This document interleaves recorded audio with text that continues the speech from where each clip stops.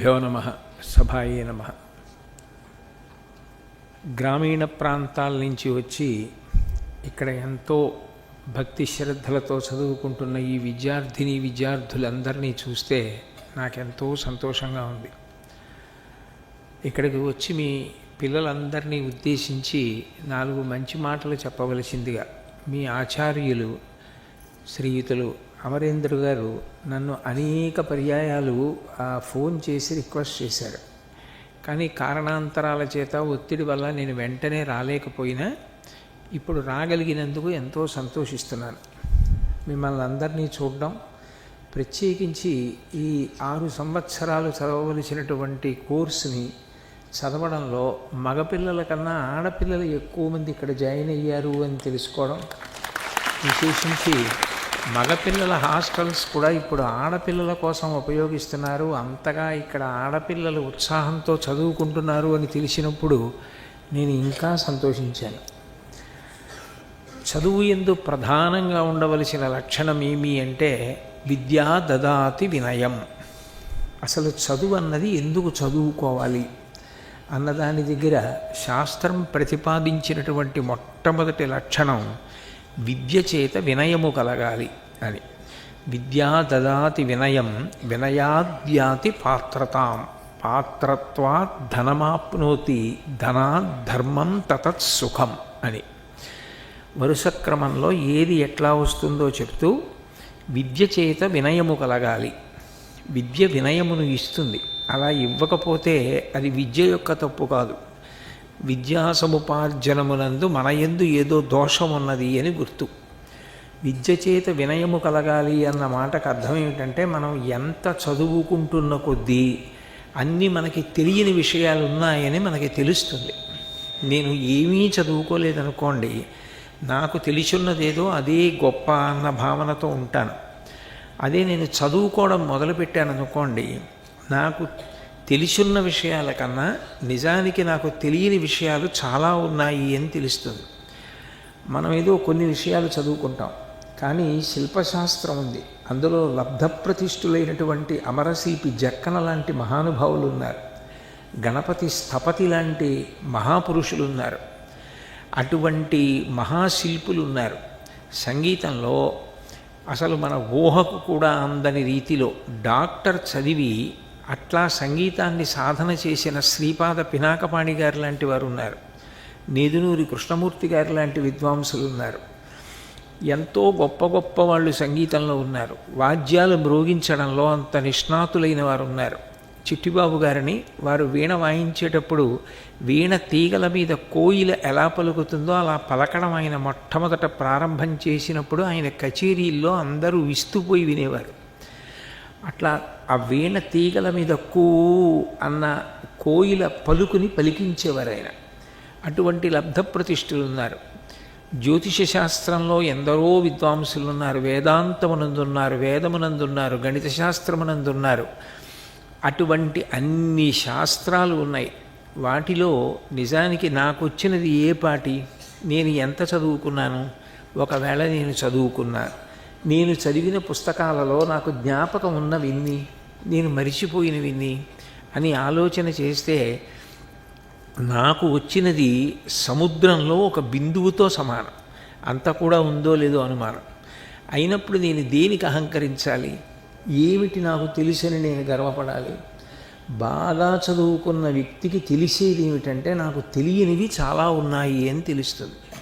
నాకు తెలియనివి చాలా ఉన్నాయి అని తెలిసినప్పుడు తాను తల వంచుకొని వినయంతో ఉంటాడు.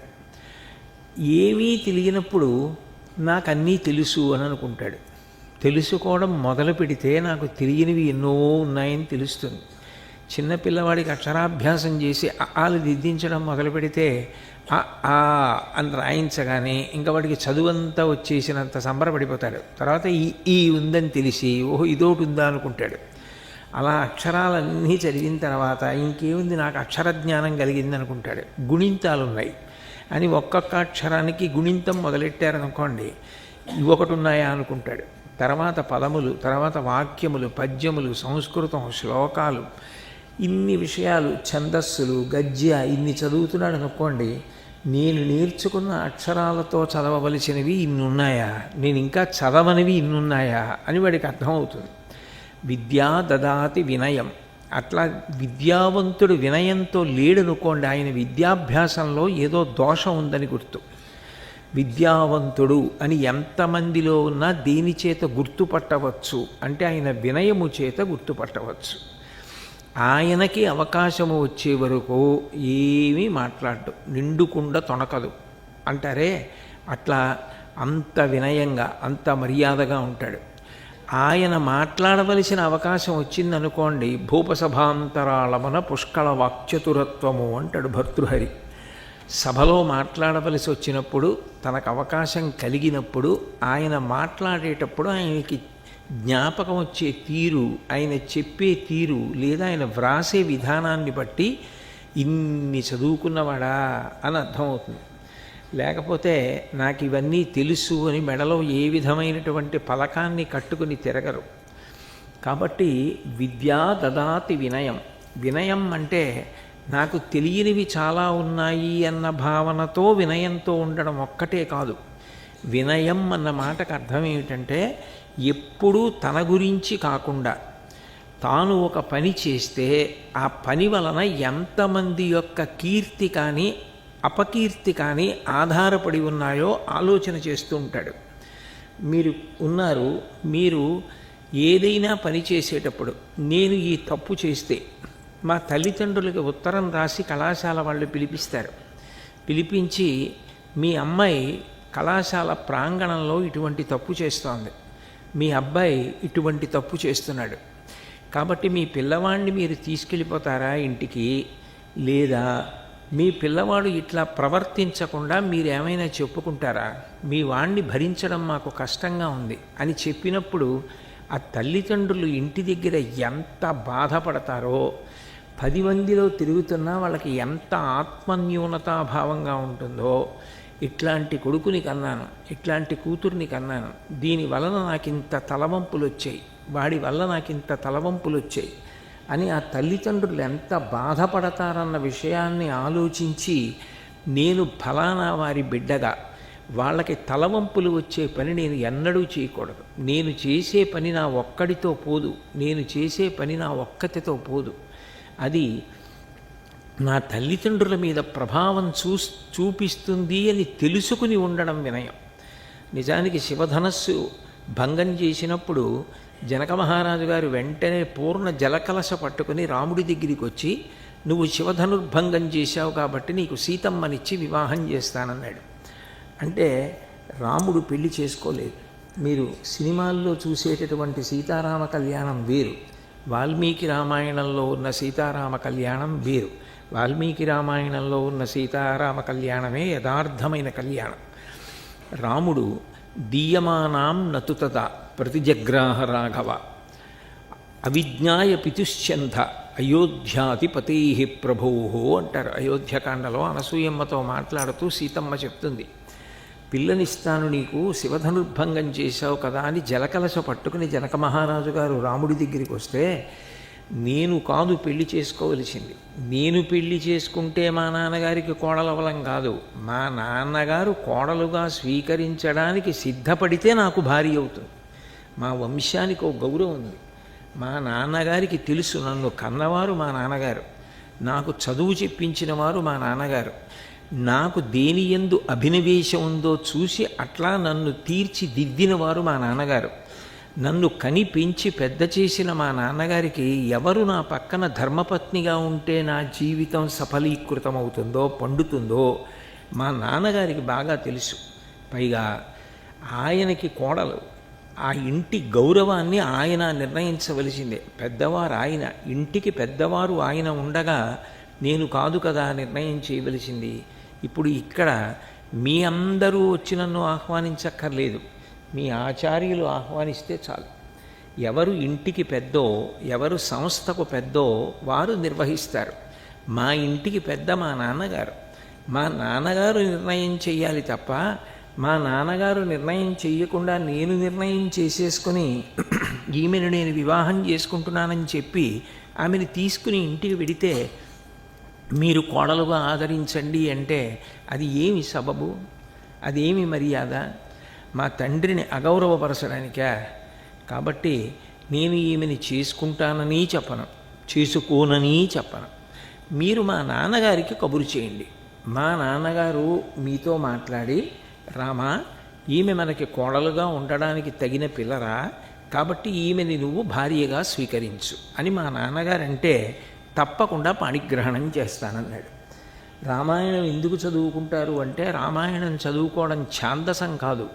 రామాయణం చదువుకుంటే మనిషిగా ఎట్లా ప్రవర్తించాలో అర్థమవుతుంది. అది వినయం. వినయం అంటే నేను ఎక్కడ ఉన్నాను, నేను చేసే పని వలన ఎవరెవరికి ఇబ్బంది కలిగే అవకాశం ఉంటుంది. నేను చదువుకునేటప్పుడు సరిగ్గా చదువుకోకపోతే ఇంటి దగ్గర తల్లిదండ్రులు ఎంత బాధపడతారు.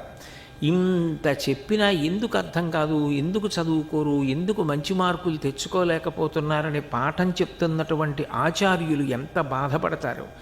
కాబట్టి ఇప్పుడు నాకున్న కర్తవ్యం ఒక్కటే, బాగా చదువుకోవడమే.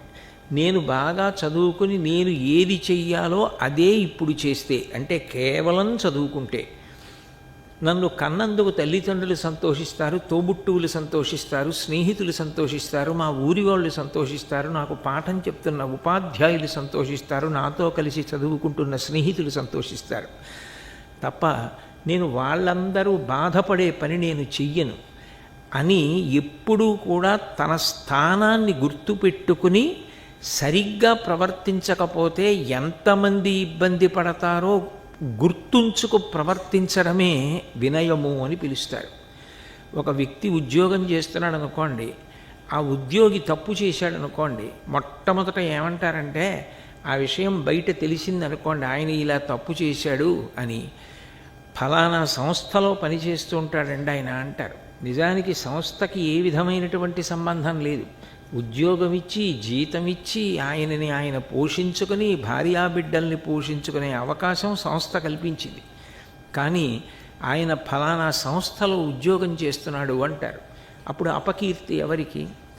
మీరు ఒక వ్యక్తితో స్నేహం చేశారనుకోండి, స్నేహితుడు సరైనవాడు కాకపోతే ఆయనతో కలిసి ఈయన తిరుగుతుంటాడు, ఇద్దరూ కలిసి చేస్తూ ఉంటారు అంటారు.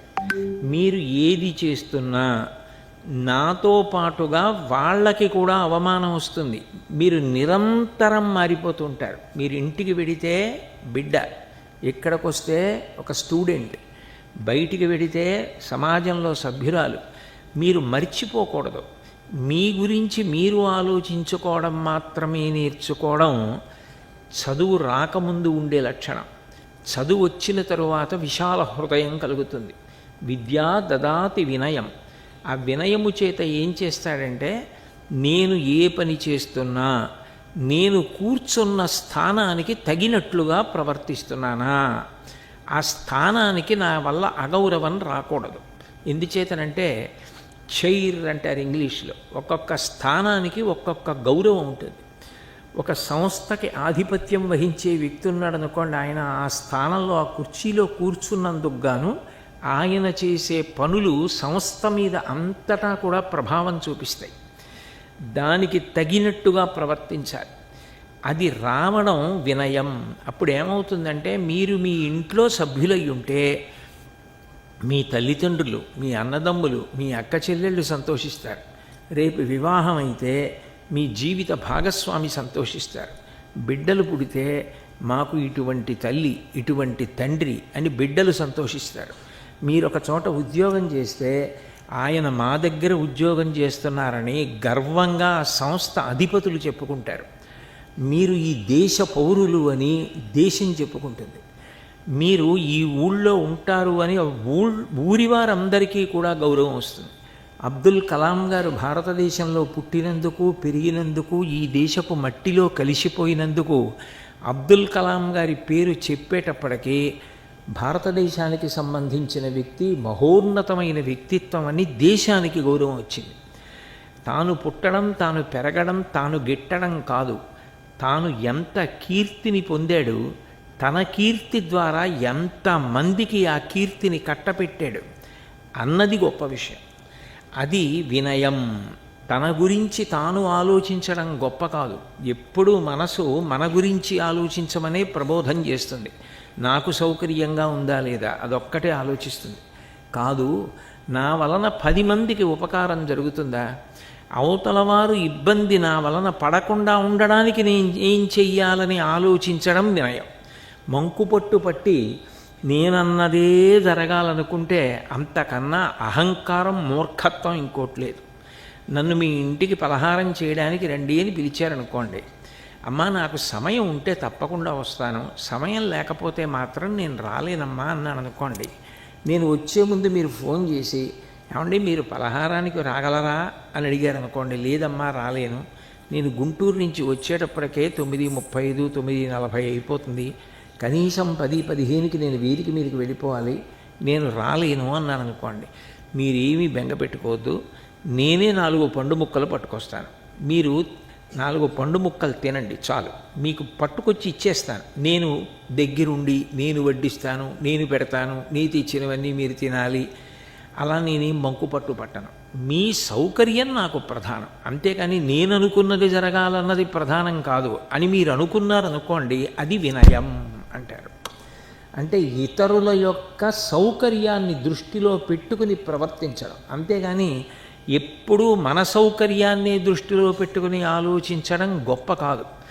ఒక మనిషికి చాలా గౌరవం, చాలా విలువ దేని వలన వస్తుంది అంటే, మాట్లాడేటప్పుడు కానీ పని చేసేటప్పుడు కానీ మనని దృష్టిలో పెట్టుకుని ప్రవర్తిస్తున్నాడా అన్నదాని వలన అంత గౌరవం వస్తుంది, అంత విలువ వస్తుంది.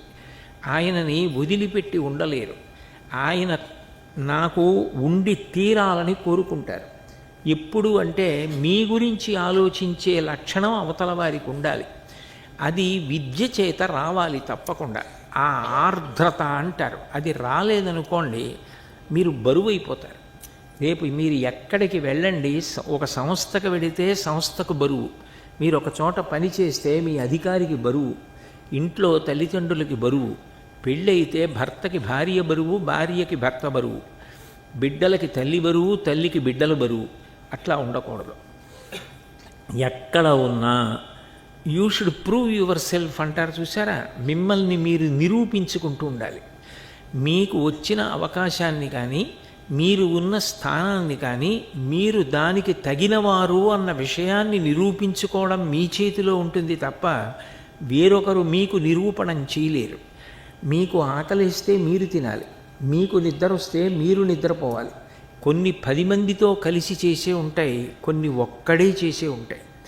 భజన చేస్తే 10 మంది చెయ్యాలి, పల్లకీ పట్టుకుంటే 10 మంది కలిసి చెయ్యాలి, కచేరీ చేస్తే 4-5 ఉండాలి, ధ్యానం చేసుకుంటే ఒక్కడే చేసుకోవాలి, అన్నం తింటే ఆకలి తీరడానికి ఒక్కడే తినాలి, నిద్రపోతే తానే నిద్రపోవాలి.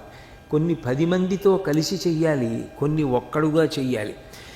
ఏది ఎట్లా చెయ్యాలో అట్లా చెయ్యడానికి తాను సిద్ధపడడానికే వినయమని పేరు.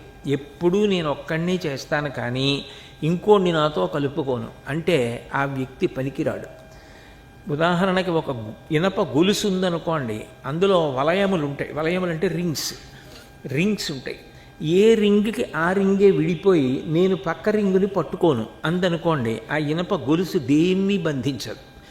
ఒక వలయం ఒక వలయాన్ని పట్టుకుందనుకోండి, ఒక రింగ్ ఇంకొక రింగుని పట్టుకుందనుకోండి, అది ఏనుగునైనా కట్టేయగలదు. ఒక్కొక్కసారి తనకి తానుగా నిలబడగలగాలి, ఒక్కొక్కసారి 10 మందితో కలిస్తేనే స్ట్రెంగ్త్ వస్తుంది. ఒక వ్యక్తి పాడడం ఒక ఎత్తు, ఒక కచేరీ జరుగుతోందనుకోండి దాని అందం వేరు. ఒక ఆయన పాడుతుండగా పక్కన మృదంగం, వైలిన్ను ఇవన్నీ కూడా వాయిస్తున్నారనుకోండి, ఆ పాట అందంగా ఉంటుంది. ఎవరి మానాన వాళ్ళే వాళ్ళకి సంబంధించినటువంటి వైదుష్యం, వాళ్ళ పాండిత్యం ప్రకటించుకోవడానికి ప్రయత్నించకూడదు. వినేవారిని దృష్టిలో పెట్టుకుని మనందరం కలిసి ఏ స్థాయిలో ఎట్లా వాయించాలి, ఎట్లా పాడాలి. ప్రధానం ఎవరు? పాడేవారు. పాడేది వినపడకుండా మృదంగం ఎక్కువ వినపడితే ఉపయోగం ఏమిటి? వైలిన్ ఎక్కువ వినపడితే ఉపయోగం ఏమిటి?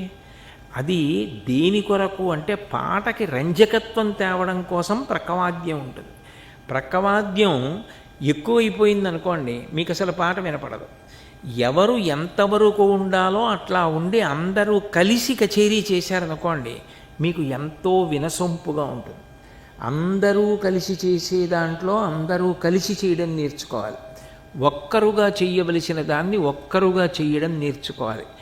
అట్లా చెయ్యగలిగితే విద్యా దదాతి వినయం వినయాద్యాతి పాత్రతాం. అటువంటి వినయము సిద్ధిస్తే దాని చేత పాత్రత కలుగుతుంది.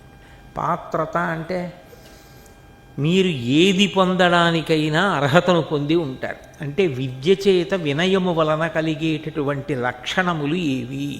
విద్యాభ్యాసం మొదలుపెట్టాడు అనగానే గురువుల బోధ వలన కేవలముగా చదువొక్కటి నేర్చుకోవడం, చదువొక్కటి రావడం కాదు. అందులో మొట్టమొదట ఏర్పడవలసినది ఏది అంటే ఆత్మవిశ్వాసము. గురువుల బోధ చేస్తూ ఉంటే పాత్రత కలగాలి అంటే ఆత్మవిశ్వాసము కలగాలి. ఆత్మవిశ్వాసమునకు కష్టపడడం తోడు కావాలి. ఈ రెండింటి పక్కన ఓర్పు నడవాలి. ఈ మూడింటిని కలిపితే జట అంటారే, 3 పాయలు కలుస్తాయి త్రివేణి సంగమం కింద. అట్లా ఈ 3 ఎవరి యందు కలిశాయో వాడు మహోన్నతుడవుతాడు. ఈ మూడిటిలో ఏ ఒక్కటైనా విడిపోయిందనుకోండి, కొంతవరకు రాగలడు కానీ అది దాటి రాలేడు. మొట్టమొదట అన్నిటికన్నా ప్రధానమైనది ఏది అంటే ఆత్మవిశ్వాసము ఏర్పడాలి. చదువు ఏవిస్తుంది? వినయము చేత పాత్రత కలుగుట అంటే ఆత్మవిశ్వాసం ఏర్పడుతుంది. ఆత్మవిశ్వాసము అంటే తన మీద తనకి నమ్మకం ఉండాలి. ముందు నేను ఇది చెయ్యగలను, నేను ఇది చెయ్యగలనన్న నమ్మకం మీకున్నప్పుడు, మీరు ఆ నమ్మకంతో బయలుదేరినప్పుడు అనితర సాధ్యమైనటువంటి విజయాన్ని మీరు పొందుతారు. అయితే అది అతికిపోయినదై ఉండకూడదు. ఆత్మవిశ్వాసం అన్నది శృతి మించి నేను ఏదైనా చేసేయగలనని ఎవరిని ధిక్కరించేటటువంటి పరిస్థితికి వెళ్ళకూడదు.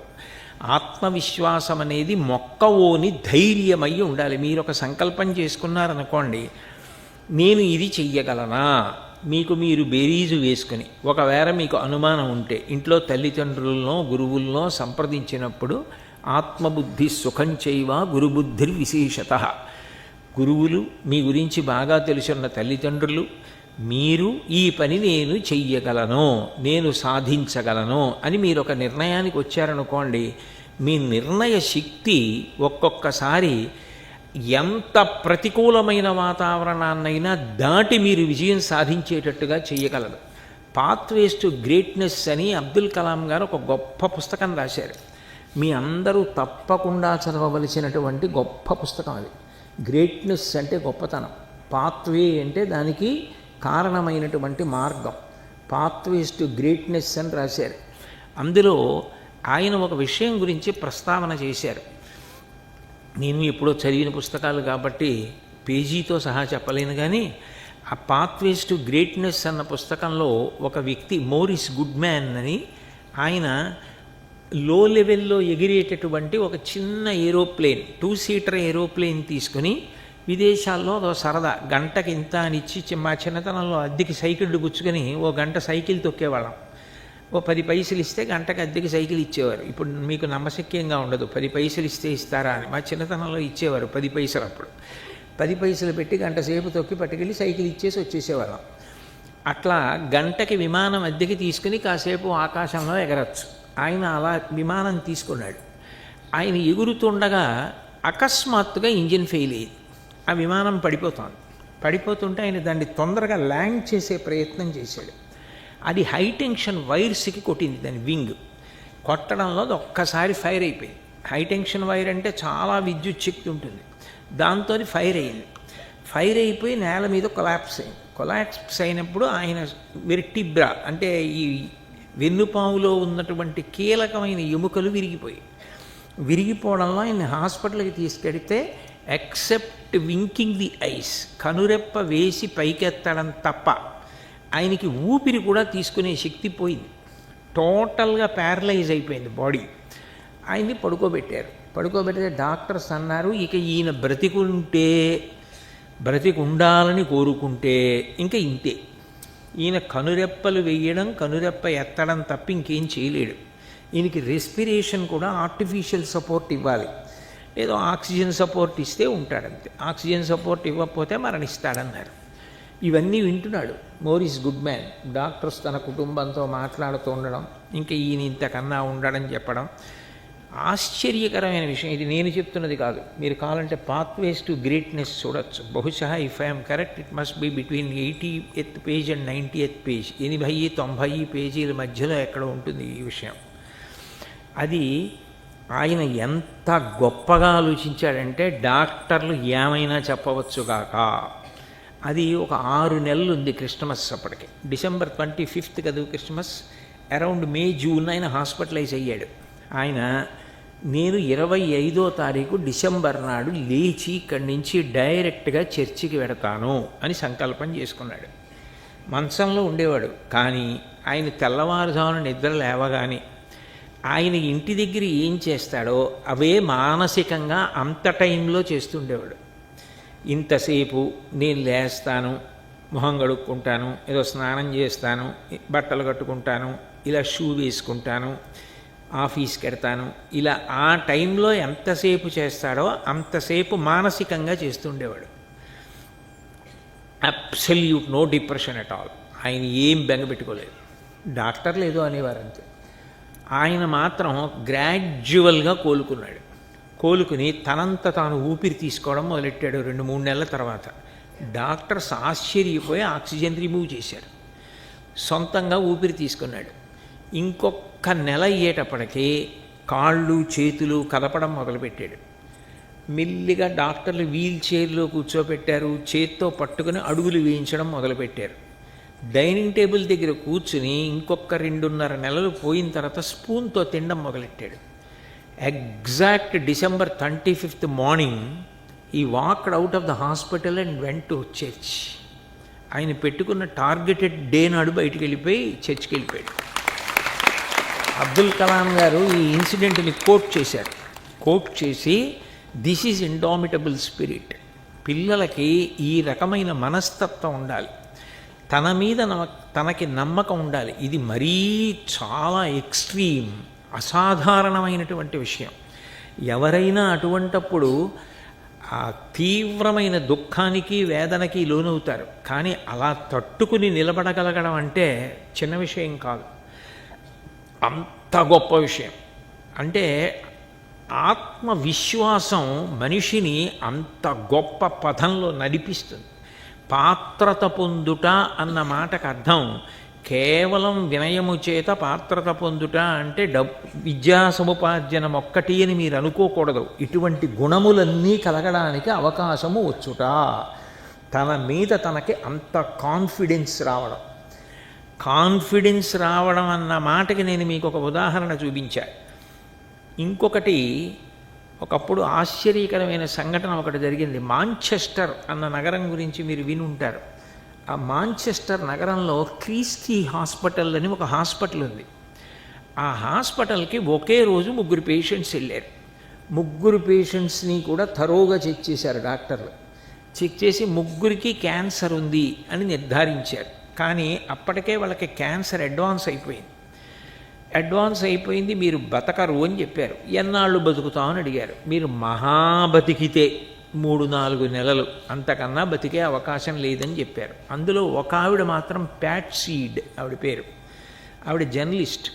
ఆ ప్యాట్సీడ్ మాత్రం మీకు నేను ఇవన్నీ ఏదో కల్పించి చెప్పేస్తున్నాను అని మీకు అనుమానంగా ఉంటే, నేను పాత్వేస్ టు గ్రేట్నెస్ బుక్ పేరు చెప్పాను. ఇది ఒక తెలుగు జర్నల్లో వచ్చినటువంటిది. మీకు కావాలంటే నేను తర్వాత ప్రింటౌట్ తీసి మీ ప్రొఫెసర్ గారికి పంపిస్తాను కూడా. నేనేదో కల్పించి చెప్పేస్తున్నానని మీరు అనుకుంటే. ఆ ప్యాట్సీడ్ ఆవిడ అడిగింది, మాకు క్యాన్సర్ అడ్వాన్స్ అయిపోయే వరకు మీరు ఎందుకు డయాగ్నోసిస్ చేయలేకపోయారు అని అడిగింది డాక్టర్ని. అడిగితే డాక్టర్ అన్నారు, మా దగ్గర సిటీ స్కాన్ పరికరం లేదు. సిటీ స్కాన్ పరికరం ఉంటే మీకు వచ్చిన క్యాన్సర్ని ఎర్లీ స్టేజ్లో డయాగ్నోసిస్ చేసేవాళ్ళం. అంటే సిటీ స్కాన్కి ఎంత అవుతుంది అని అడిగింది ఆవిడ. అది దాదాపు 2 లక్షల రూపాయలు అవ్వచ్చు అని ఆ రోజుల్లో చెప్తే, అందులో ఒక వ్యక్తికి, 2వ వ్యక్తికి, 3వ వ్యక్తికి ఆత్మవిశ్వాసంలో ఉన్న తేడా. మీ అందరూ 2-3 నెలల కన్నా బ్రతకరని కదా చెప్పారు. ఒక ఆయన బాగా డబ్బున్నాడు, నేను చచ్చిపోతానని బెంగపెట్టేసుకొని పిల్లలందరినీ పిలిపించి అన్ని ఊళ్ళల్లో ఉన్న వాళ్ళని కూర్చోబెట్టుకొని తన ఆస్తి అంతా వీలునామా రాసేసి వాళ్ళందరికీ పంచిపెట్టేసి 2 వారాల్లో చచ్చిపోయాడు. ఆయన అంత డబ్బున్నవాడు కాదు. అయ్యో నా తర్వాత నా భార్య పిల్లలు ఏమైపోతారోనని చాలా కష్టపడి డబ్బు సంపాదించి ఆ డబ్బు బ్యాంకులో వేసి ఇప్పుడు నా భార్య పిల్లలు నేను వెళ్ళిపోయినా బ్రతకగలరు అన్న సంతోషం కలిగిన తరువాత 2 ఏళ్లకి చచ్చిపోయాడు. అది ఇప్పుడు చావన్నది డాక్టర్లు చెప్పింది, అందరూ 3-4 నెలలకి చచ్చిపోతారని. కానీ వాళ్ళ ఆత్మవిశ్వాసం, మా వాళ్ళు బ్రతకాలని వాళ్ళు అంత గొప్ప విశ్వాసంతో నిలబడి 2 ఏళ్ళు బతికాడు. ఈ జర్నలిస్ట్ ప్యాట్ సీడ్కి పెళ్ళవలేదు, భర్త లేడు, పిల్లలు లేరు. కానీ ఆవిడేం ఆలోచించిందంటే నాలా ఇంకా ఎవ్వరూ సిటీ స్కాన్ పరికరం లేక ఈ ఊళ్ళో చచ్చిపోవడానికి వీల్లేదు, నేను దీనికి కావలసిన డొనేషన్స్ సంపాదిస్తానని కష్టపడి ఊరూరా తిరిగి డొనేషన్స్ సంపాదించింది. ఆవిడ అట్లా ఎంత సంపాదించింది అంటే 17.5 లక్షల పౌండ్లు సంపాదించి సిటీ స్కాన్ పరికరం కాదు, హాస్పిటల్ బిల్డింగ్ కట్టించేసింది క్యాన్సర్ పేషెంట్స్ కోసం. మొత్తం ఎక్విప్మెంట్ ప్రొవైడ్ చేసింది. ప్రెస్ వాళ్ళు వచ్చి ఆవిడని అడిగారు, ఏమమ్మా మీరు 2-3 నెలల్లో చచ్చిపోతారన్నారు కదా, 8 సంవత్సరాలు అయిపోయింది, మీరు హాస్పిటల్ బిల్డింగే కట్టేశారు, మీకు మరి మృత్యువు రాలేదా, మీకు భయమే లేదా అని. ప్యాట్ కేమ్ ద రిప్లై అంటారే, ఆలోచించకుండా ఆవిడ చెప్పిన జవాబు ఏమిటంటే నాకు చావు గురించి ఆలోచించడానికి చనిపోవడానికి తగినంత సమయం లేదు అంది ఆవిడ. అంటే ఆవిడ she engaged herself in such a brisk activity. ఆవిడ 10 మందికి తాను ఉపయోగపడాలి అనేటటువంటి కోరికలో దాంట్లో అంత ఆనందం పొంది అంత ఆత్మవిశ్వాసంతో నేను పోయినా ఇలా ఎవరూ పోకుండా నేను చేసి వెళ్ళిపోవాలి అని ఇవన్నీ చేసేసి పరమ సంతోషపడిపోయి హాస్పిటల్ ఓపెన్ అయిపోయి ఎక్విప్మెంట్ అంతా ఓపెన్ అయిపోయి ఎర్లీ స్టేజెస్లో క్యాన్సర్ డిటెక్ట్ అవ్వడం మొదలుపెట్టిన తర్వాత ఆవిడ చనిపోయింది. అంటే ఆత్మవిశ్వాసం మనిషిని ఎంత గొప్పగా నడిపించగలదు అనడానికి ఇంతకన్నా గొప్ప ఉదాహరణలు ఏముంటాయి? మనిషికి మొదట ఉండవలసింది ఆత్మవిశ్వాసం. తన మీద తానే నమ్మకం పోగొట్టుకోకూడదు. నేను ఇది చేయగలనా, నా వల్ల ఎక్కడవుతుంది, నా వల్ల ఏమవదు, నేను ఎలాగో ఫెయిల్ అయిపోతాను, నేను ఎలాగో ఓడిపోతాను, నా జీవితంలో నేను ఇంకా వృద్ధిలోకి రాను అన్న మాట అనకూడదు. ఎప్పుడూ కూడా మీరు ఒకటి గుర్తుపెట్టుకోండి, ఈ సృష్టిలో భగవంతుడు ఏ ఉపయోగం లేకుండా ఏ ప్రాణిని సృష్టించాడు, అందులో మనిషిని అసలు సృష్టించాడు. ప్రతివారి యందు ఏదో ఒక విభూతి ఉండి తీరుతుంది. ఆ విభూతిని ఎవరికి వారు తెలుసుకోగలిగితే చాలు, నేను ఇందుకు పనికొస్తాను, నేను ఇది చెయ్యగలను అన్న విషయంలో మీ మీద మీకున్న విశ్వాసం చెదిరిపోకుండా ఉండడంతో పాటుగా తప్పకుండా మనిషికి ఉండవలసినటువంటి లక్షణం కష్టపడగలగాలి.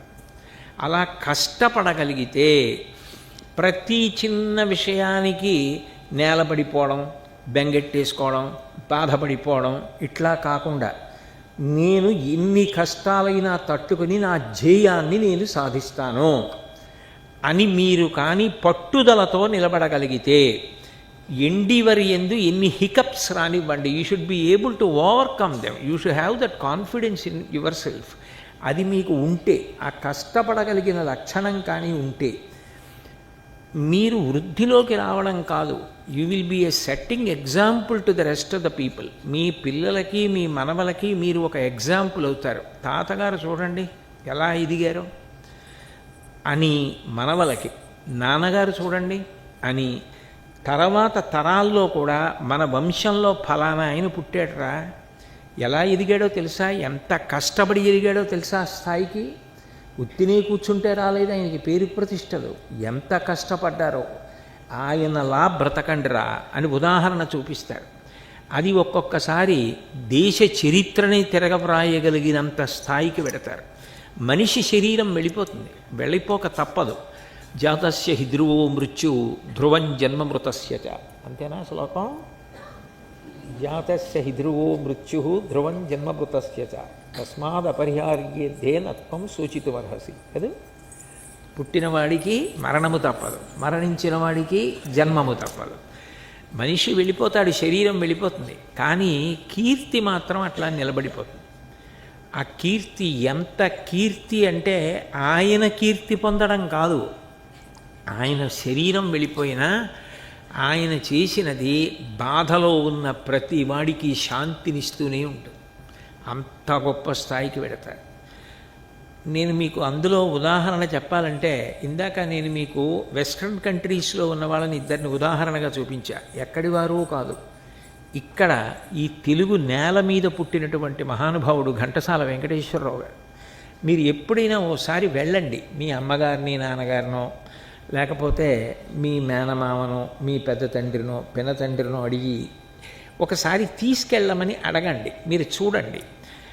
దివిసీమలో టేకుపల్లి అని, మీరు ఇప్పుడు నూజివీడు కదా, దివిసీమ మీకు ఎంతో పెద్ద దూరం ఏం కాదు, హనుమాన్ జంక్షన్ నుంచి అటువైపుకు పెడితే దివిసీమ. దివిసీమలో పెదకళ్ళేపల్లి అని కృష్ణా తీరంలో ఒక ఊరుంది. ఆ పెదకళ్ళేపల్లి నుంచి పొలాల మధ్యలో నుంచి కొంచెం ముందుకు వెళ్తే టేకుపల్లి అని ఒక చిన్న ఊరు వస్తుంది. చిన్న ఊరు, బహు చిన్న ఊరు. ఇప్పుడు అంటే నేను ఘంటసాల గారు పుట్టినప్పుడు చెప్పే వాళ్ళకి ఇంకెంత చిన్న ఊరో ఊహించండి. గట్టిగా అయితే 10 ఇళ్ళు ఉంటాయేమో. అటువంటి చోట సూర్యనారాయణ గారని ఆ ఊళ్ళో శివాలయం ఆ కృష్ణానది ఒడ్డున ఉంటుంది, ఇప్పటికీ ఉంది. నేను ఈ మధ్యనే మళ్ళీ వెళ్ళొచ్చాను కూడా. ఓ శివాలయం, అందులో అర్చకత్వం చేసేవారు ఆయన. ఆయన ఏమిటి అంటే ఎప్పుడూ సంగీత సాధన, ఎప్పుడూ సంగీతం పాడుకోవడం, బయటికి వెడితే భజనలు చేయడం, హరికథ చెప్పడం, ఇట్లాంటివి చేయడం. ఘంటసాల వెంకటేశ్వరరావు గారు చిన్న పిల్లాడప్పుడు సూర్యనారాయణ గారు రత్తమ్మ గారు అన్న దంపతులకి జన్మించారు. తండ్రి గారితో కలిసి వెడుతూ ఉండేవారు. తండ్రి గారు పాట పాడుతుంటే ఈయన నృత్యం చేస్తుంటే చిన్నప్పుడు ఈయన నృత్యం చేసిన తీరు చూసి బాలభరతుడు అని పిలుస్తూ ఉండేవారు ఘంటసాల గారు. అంత చిన్న గుళ్ళో అంటే ఆదాయం ఏముంటుంది, ఇవాళ తింటే రేపటికి అనుమానం. అటువంటి చోట పుట్టారు ఘంటసాల గారు. వాళ్ళ నాన్నగారు శివలింగానికి అభిషేకం చేస్తూ కొడుకుని పిలిచి కౌగిలించుకొని పక్కన కూర్చోబెట్టుకొని, శివ, ఆయనకి సంగీతం అంటే అంత ఇష్టం. శివ, మనిషి ఎవరికి వాళ్ళు శాంతి పొందడానికి ప్రయత్నిస్తారు. ఎవరైనా ప్రశాంతంగా ఉండాలనుకుంటారు తమకు ఉన్నటువంటి అవసరాలు తీరి.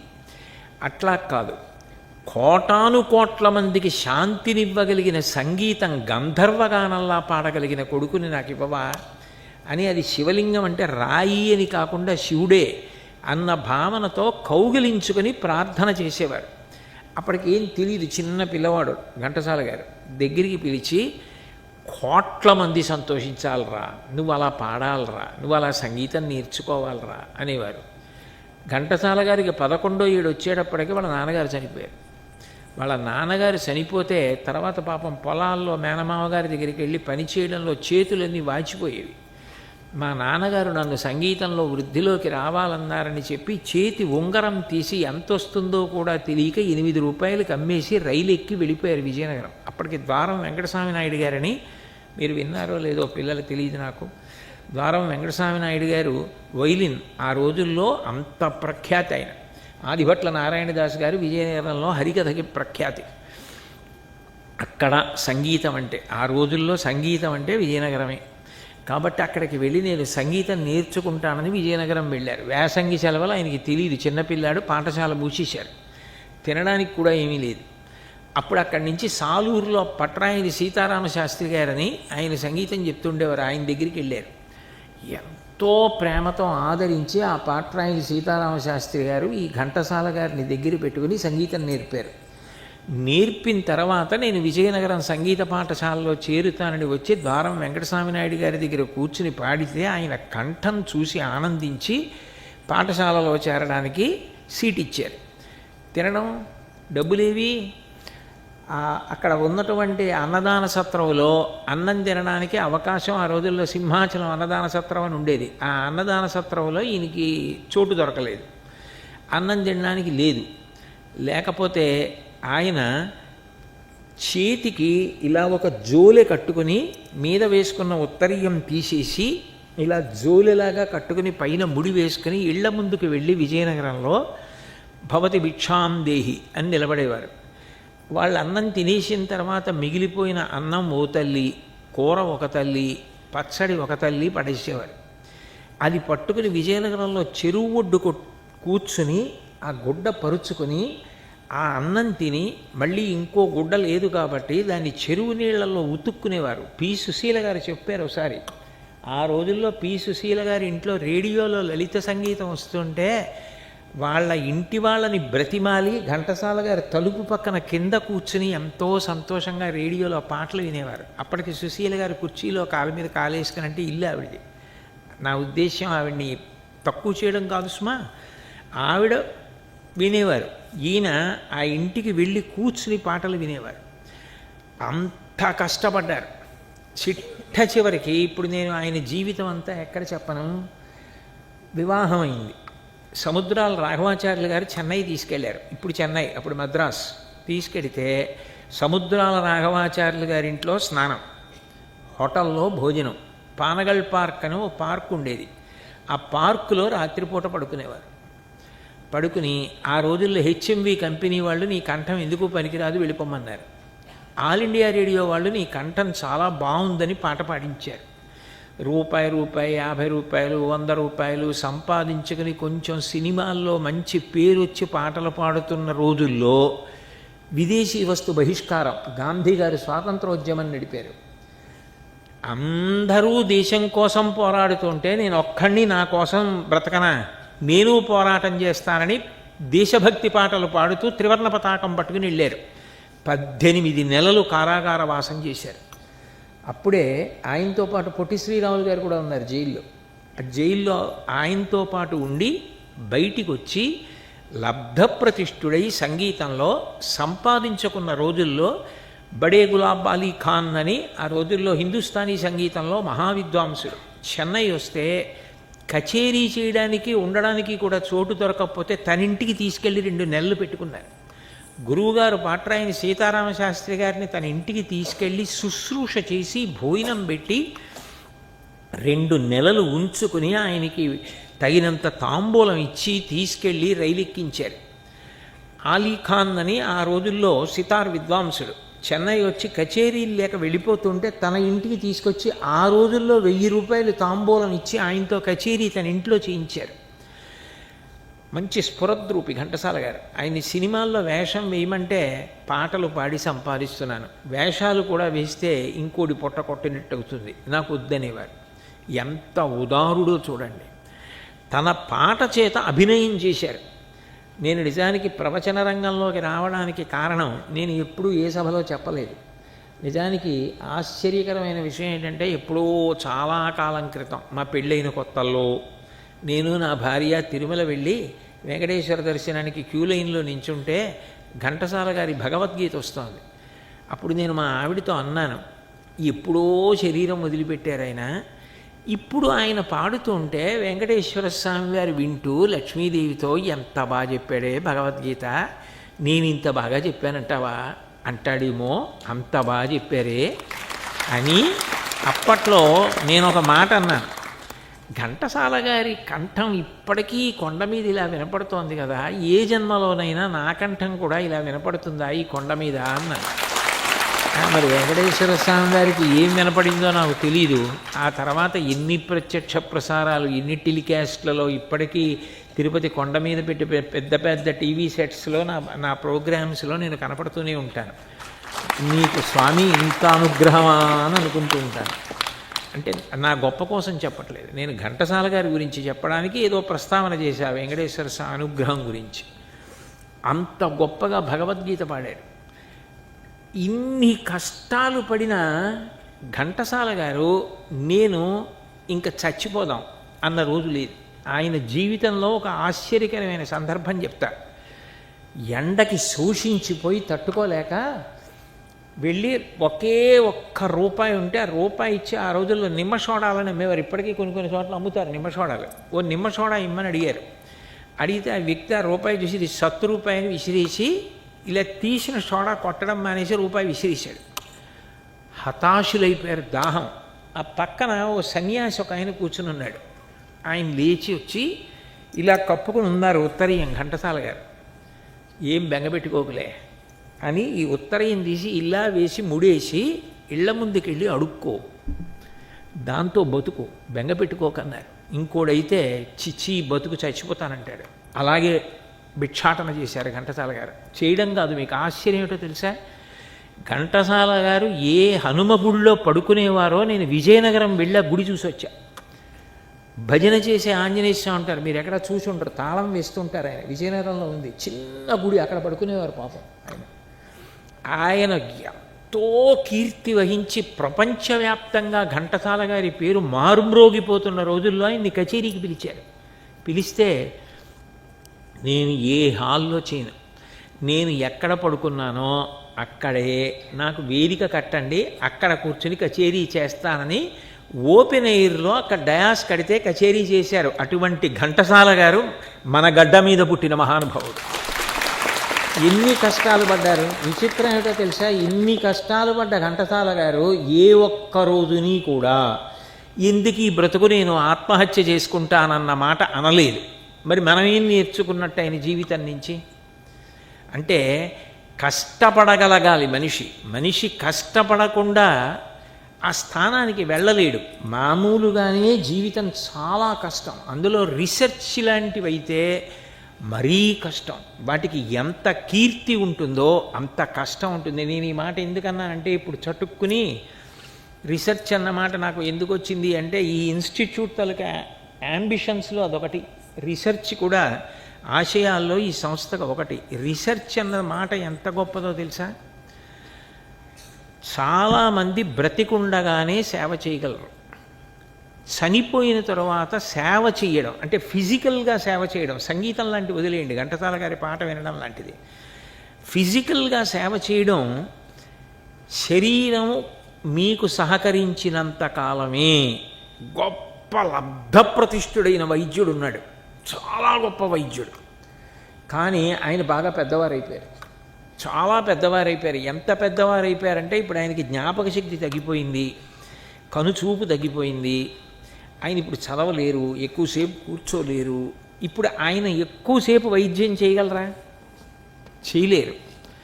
రీసెర్చ్ అలా కాదు. నేను అలా అనకూడదు, ఒక మాట మీకు అర్థం కావడం కోసం అంట. అంత గొప్ప డాక్టర్ గారు చనిపోయారు అనుకోండి, ఇంకా ఆయన సేవ చేయగలరా? చేయలేరు. ఆయన ఎంతకాలం చేస్తారో, ఆయన శరీరంతో ఉన్నంతసేపే చేస్తారు. ఆయన శరీరం పడిపోతే ఇంకా చేయరు. But research crosses all these limits.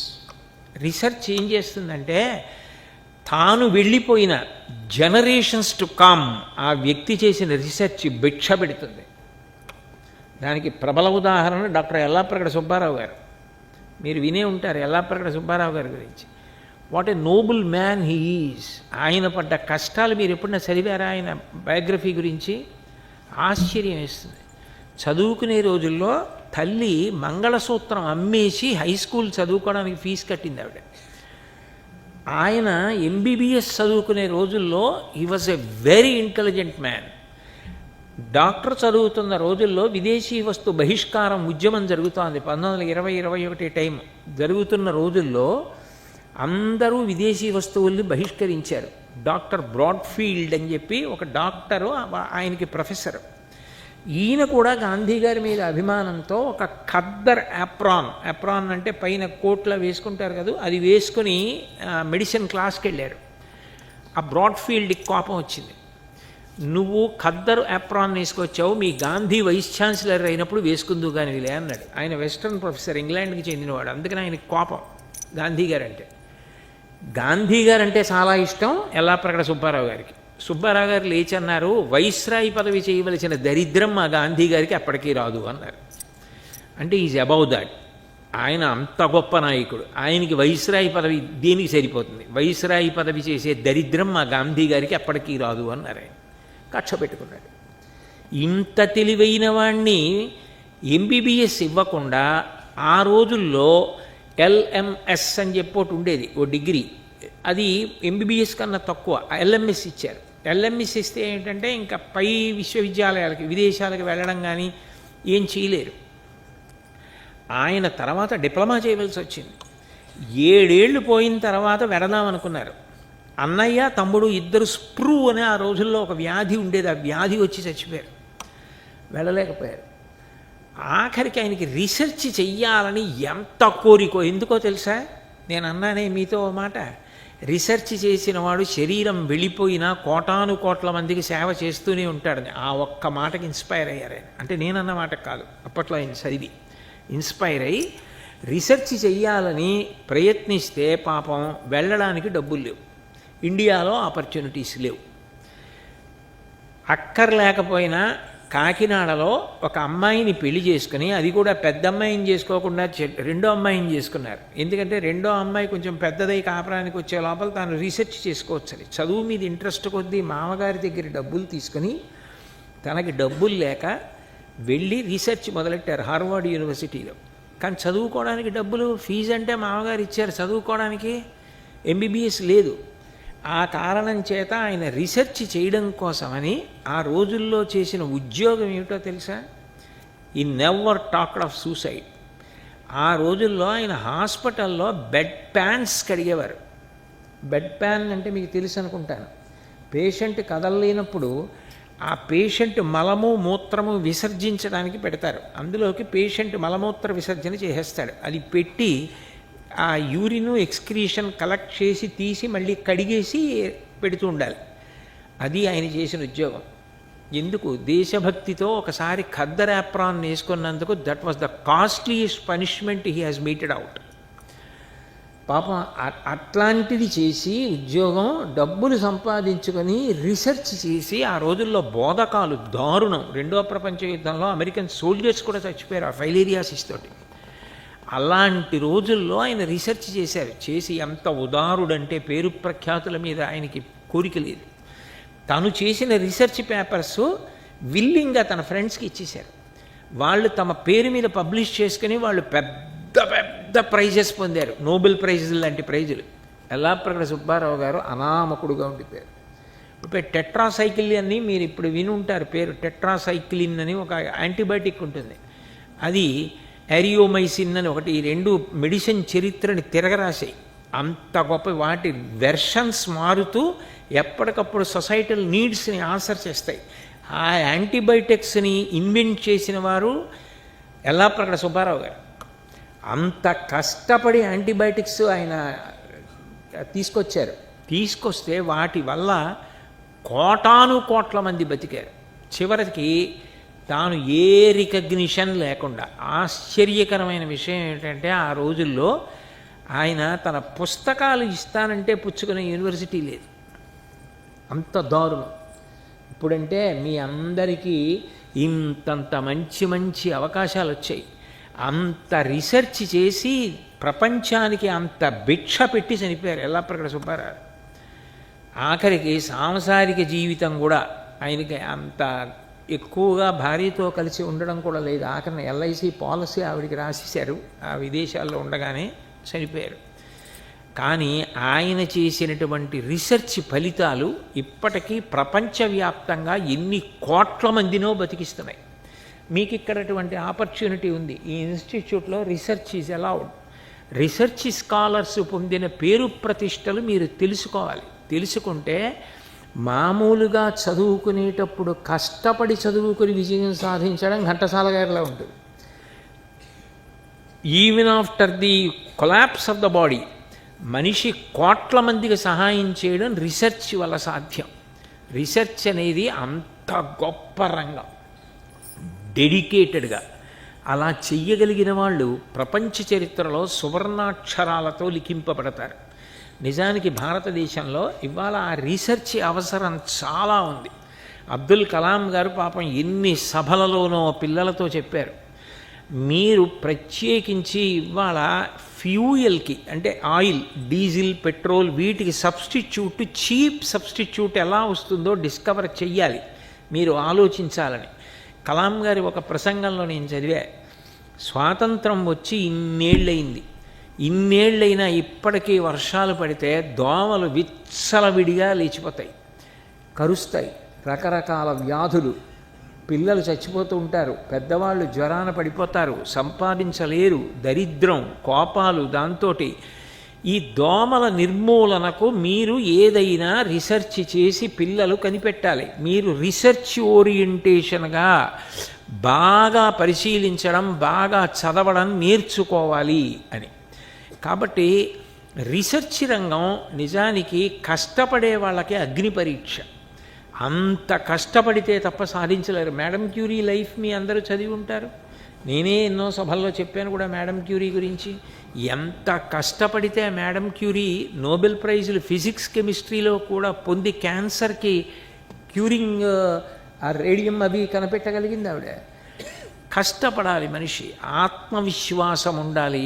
ఆత్మవిశ్వాసముతో పాటుగా కష్టపడే గుణము కలిగితే పాత్రత్వాత్ ధనమాప్నోతి. ఇక ధనానికి లోటు ఏముంటుంది వాడికి? ఇన్ని గుణములు ఉన్నవాడి వెంట ధనం పడుతుంది, వద్దన్నా పరిగెడుతుంది డబ్బు. వాడికి డబ్బుకి లోటు ఏమి ఉండదు.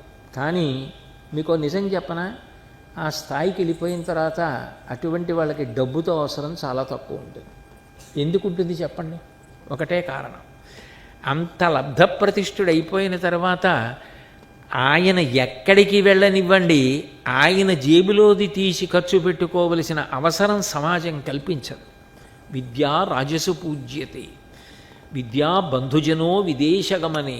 ఎక్కడికి వెళ్ళనివ్వండి, ఆయన వచ్చారని పలహారం పెట్టేవాళ్ళు, ఆయన వచ్చారని భోజనం పెట్టేవాళ్ళు, ఆయన వచ్చారని వాహనం పెట్టేవాళ్ళు, ఆయన వచ్చారని ఆయన అవసరాలు చూసేవాళ్ళు ఆయనకి ఎప్పుడూ ఉంటారు. ఆయనకి అంతకన్నా పెద్ద కోరికలు కూడా ఉండవు. ఆయనకి ఏదో అది కావాలి ఇది కావాలి అన్న కోరిక ఆయన మనసులో ఉండదు. ఆయనకున్న ఒకే ఒక కోరిక ఏమిటంటే ఎప్పుడూ చదువుకుంటూ ఉండడం. ఎప్పుడూ చదువుకునేవాడికి కావలసింది ఏమిటంటే పుస్తకం. అంతకు తప్ప వాళ్ళకి కోరికలు ఉండవు. కాబట్టి వాళ్ళ వెంట లక్ష్మి పడితే అదృష్టవంతులు ఎవరంటే వాళ్ళ భార్య పిల్లలు. నిజానికి సుఖాలు ఎవరివంటే వాళ్ళవి. ఈయన ఆత్మానందం అంతా ఈయన రంగంలో ఈయన సంతోషపడుతూ ఉంటాడు. పాత్రత్వాత్ ధనమాప్నోతి, ధనాత్ ధర్మం. ధనం వచ్చింది, ఎన్నో మంచి పనులు చేయగలవు ఆ డబ్బుతోటి. ఇన్ని మంచి పనులు చేయగలవు. ఘంటసాల వెంకటేశ్వరరావు గారు అంత గొప్ప స్థితికి వెళ్ళిపోయి కూడా తెలుగునాట లలిత సంగీతం ప్రఖ్యాతి, లలిత సంగీత పాఠశాల పెట్టాలని పుట్టపర్తి వెళ్ళి సత్యసాయిబాబా గారితో మాట్లాడి తిరుపతిలో స్థలం కూడా తీసుకుని పాపం బ్లూ ప్రింట్ కూడా గీయించారు. గీయించేది పూర్తి అవ్వకముందు, భగవద్గీత రిలీజ్ అవ్వకముందే ఆయన శరీరం వదిలేశారు. కాబట్టి ధనాద్ధర్మం తతత్ సుఖం. ఇంకా మనిషి శాశ్వతుడవుతాడు. శరీరం వెళ్ళిపోతుందేమో కానీ కీర్తి ఎక్కడికి పోదు. ఆయన పేరు చిరస్థాయిగా భూమి మీద నిలబడిపోతుంది. ఈ స్థితి దేని వలన కలుగుతుంది అంటే చదువు వలన కలుగుతుంది. చదువు ఇవ్వగలిగిన వేరొక గొప్ప లక్షణం ఇది ఓర్పు. ఓర్పు చదువుకున్నవాడికే వస్తుంది. ఎందుకని? చదువుకున్నవాడు అనేకం చదివి ఉన్నాడు కాబట్టి కష్టపడకుండా, తట్టుకోకుండా, భరించకుండా, వహించకుండా, సహించకుండా ఏదీ రాదు. ఒక దేవాలయంలో విఘ్నేశ్వరుడి మూర్తి ఉంది, ఎదురుగుండా బండరాళ్ళు ఉన్నాయి. ఈ బండరాళ్ళు విఘ్నేశ్వరమూర్తి వంక చూసి ఒక రోజున ఎవ్వరూ లేనప్పుడు ఏడ్చాయి.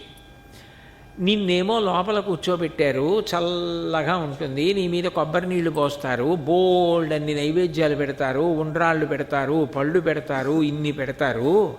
మమ్మల్ని ఏమో తొక్కుకుంటూ నీ దగ్గరికి వస్తారు. మనందరం ఓ కొండ మీదే పుట్టాం, అన్నీ బండరాళ్లేగా. మరి కొండరాళ్లలో కొన్ని కొన్ని పలకలు చేసి వీధిలో వేశారు. కొన్ని ఒక్క విగ్రహం మాత్రం ఒక రాతిలోంచి విగ్రహం తయారు చేసి వినాయకుడిగా లోపల పెట్టారు. అప్పుడు ఆ రాయేగా వినాయకుడై పూజలు అందుకుంటోంది.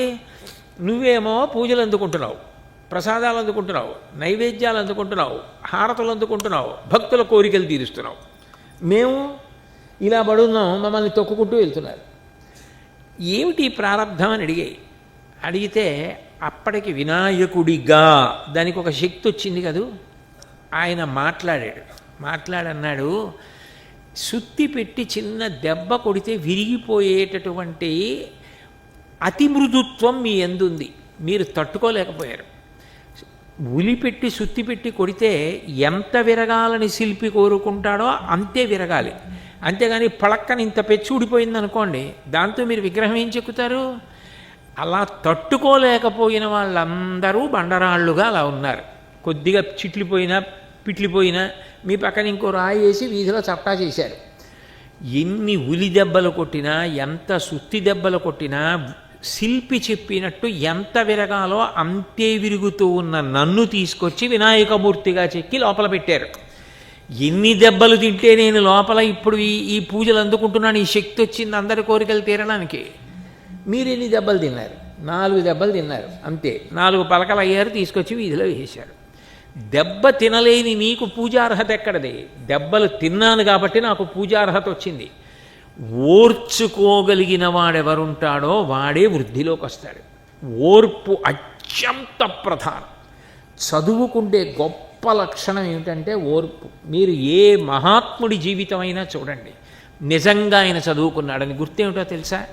ఆయన యందు ఆ క్షమాగుణం ఉంటుంది. క్షమాగుణము అన్న మాటకు అర్థం ఏమిటంటే తాను భరించగలగడం ఒకెత్తు, ఇతరులను క్షమించగలగడం ఒకెత్తు. క్షమకి 2 పార్శ్వములు ఉంటాయి. తాను భరించడం, ఇతరులను క్షమించడం. క్షమ ఓర్పు అంటే ఎవరిని చెప్తాం? భూమిని చెప్తాం. క్షితి క్షమ అని. భూమికి క్షితి అని పేరు. ఓర్పు అంటే భూమి. ఎందుకని? నిజానికి మనం తినే అన్నం ఎక్కడి నుంచి వచ్చింది? భూమిలోంచి వచ్చింది. మనం కారులో వెళ్ళాలంటే కారు ఎక్కడి నుంచి వచ్చింది? ఆ ఇనప లోహం కానీ అన్నీ భూమిలోంచి వచ్చాయి. అది పరిగెడుతోందంటే డీజిల్ పెట్రోల్ ఎక్కడిది? భూమిలోంచి వచ్చాయి. ఈ రాళ్ళు ఎక్కడివి? భూమిలోంచి వచ్చాయి. ఈ బట్ట ఎక్కడిది? పత్తి భూమిలోంచి పండితే ఈ బట్ట వచ్చింది. అన్నీ భూమిలోంచి వచ్చాయి. కానీ అటువంటి భూమి ఎంత భరిస్తోంది? ఎంతమందిని భరిస్తోంది? ఇంతమందిని భరిస్తోంది. మనం ఏం చేస్తాం? నిద్ర లేవగానే కాళ్ళు పెట్టి తొక్కుతాం. మనమే కాదు, ఏ ప్రాణైనా అంతే. కాళ్ళు పెట్టి తంతు తొక్కుతూ విడుతుంటే భూమి చిచి నేను మీకు ఇస్తుంటే మీరు తంతున్నారని ఏం చెయ్యక్కర్లేదు, కదిలింది అనుకోండి చాలా అయిపోయింది. కదిలిందా? అది ఓర్పు. ఎంత ఓర్పు పట్టింది? నేను కదిలితే పాడైపోతారని కాలుతో తండినా కదలటలా. ఎంత గొప్పవాడైనా కానివ్వండి, అన్నం పెడతారు, పలహారం పెడతారు, మెళ్ళో పూలదండ వేస్తారు, పండిస్తారు, కాయిస్తారు. కానీ ఆయన మలమూత్ర విసర్జన చేసినప్పుడు ఎవరు చేతితో దాన్ని పట్టుకోరు కదా. కానీ పట్టుకునేది ఎవరు? తల్లి భూమి పట్టుకుంటుంది. బతికున్నంతకాలం ఇంత గొప్పవాడు ఇంత గొప్పవాడని మా నాన్నగారు అంటారు, మా పెద్దనాన్నగారు అంటారు, మా పెద్దతండ్రి గారు అంటారు, మా గురువు గారు అంటారు, మా అన్నయ్య అంటారు, మా తమ్ముడు అంటారు. ప్రాణం పోతే ఇంట్లో కూడా పడుకోబెట్టరు. చిట్ట చివరికి ఎవరు పుచ్చుకుంటారు? భూమి పుచ్చుకుంటుంది. ఇంత ఉపకారం చేసి ఇంత భరించే భూమి మనం ఎన్ని తప్పులు చేసినా, మనం ఇల్లు కట్టుకోవాలంటే గుణపంతో భూమి మీద గుండెల్లో గుచ్చుతాం.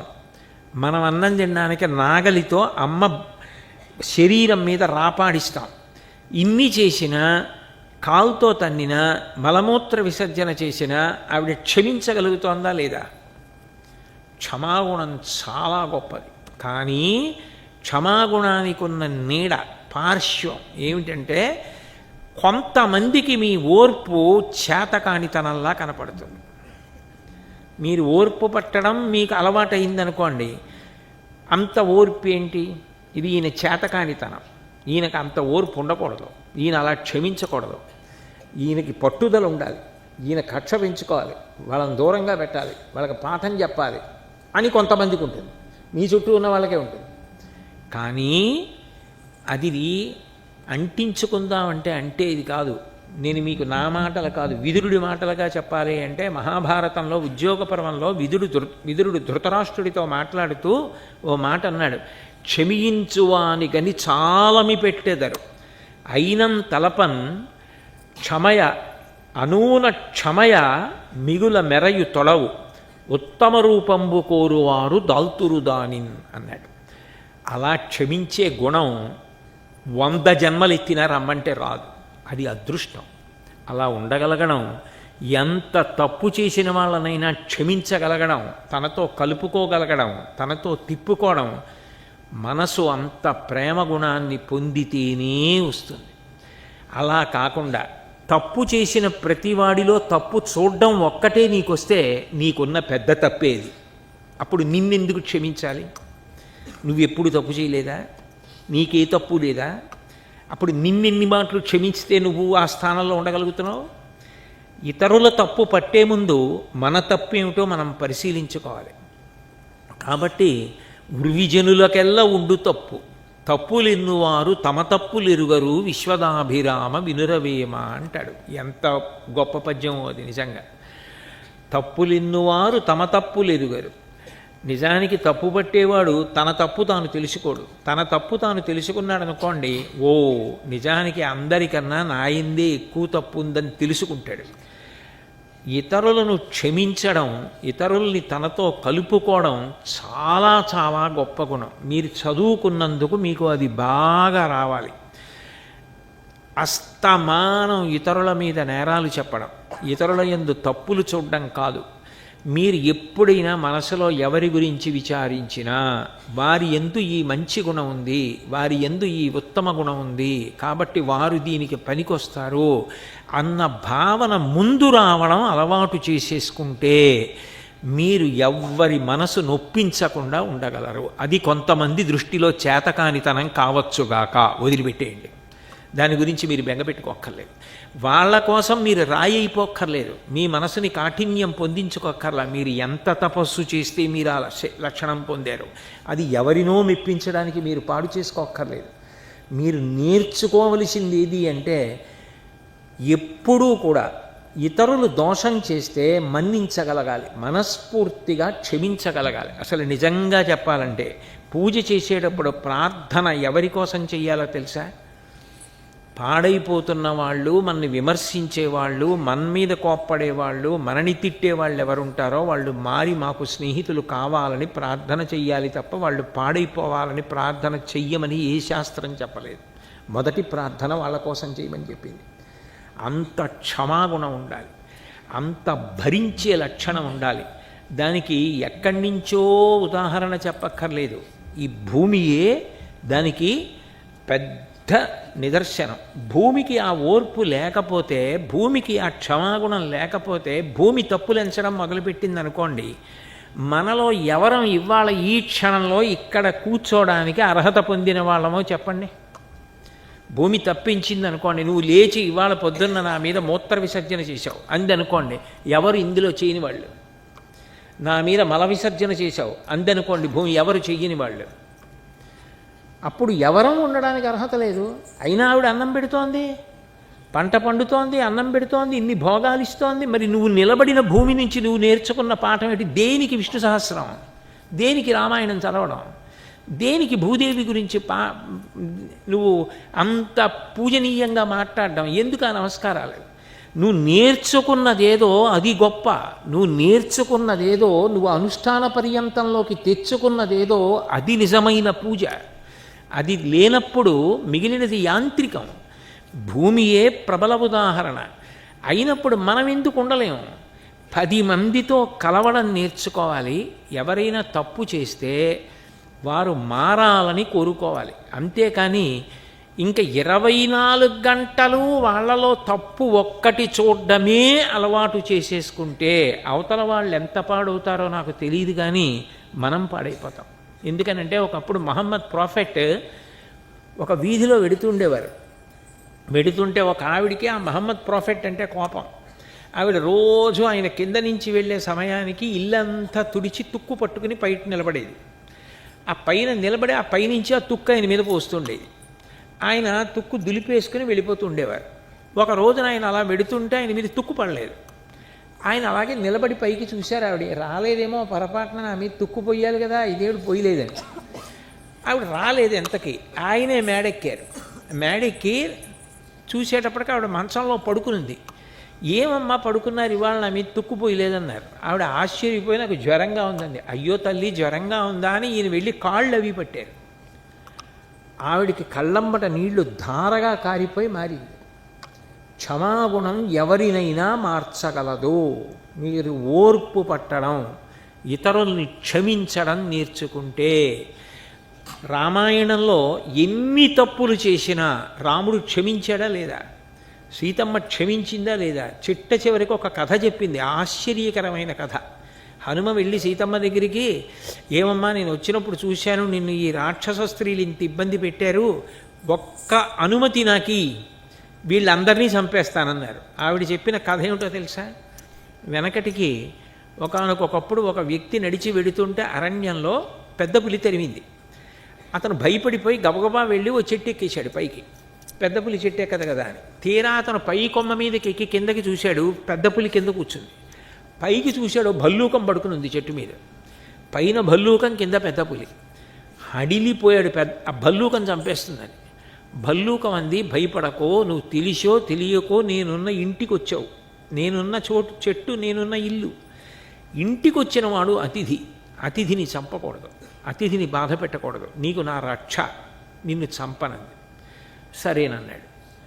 కూర్చున్నాడు. కాసేపు ఆగిన తర్వాత భల్లూకం అంది, కింద పెద్ద పులి ఉంది, నాకు నిద్ర వస్తోంది, పడుకుంటే గబుక్కుని నేను కానీ జారానో పులి చంపేసి తినేస్తుంది. నీ ఒళ్ళో తల పెట్టుకుని నేను కొమ్మలు గట్టిగా పడుకుంటాను, నేనేమన్నా గబుక్కుని వదిలేస్తే నిద్దట్లో కొంచెం నన్ను పట్టుకోంది. అలాగేనన్నాడు. ఒళ్ళో తల పెట్టుకు పడుకున్నాడు.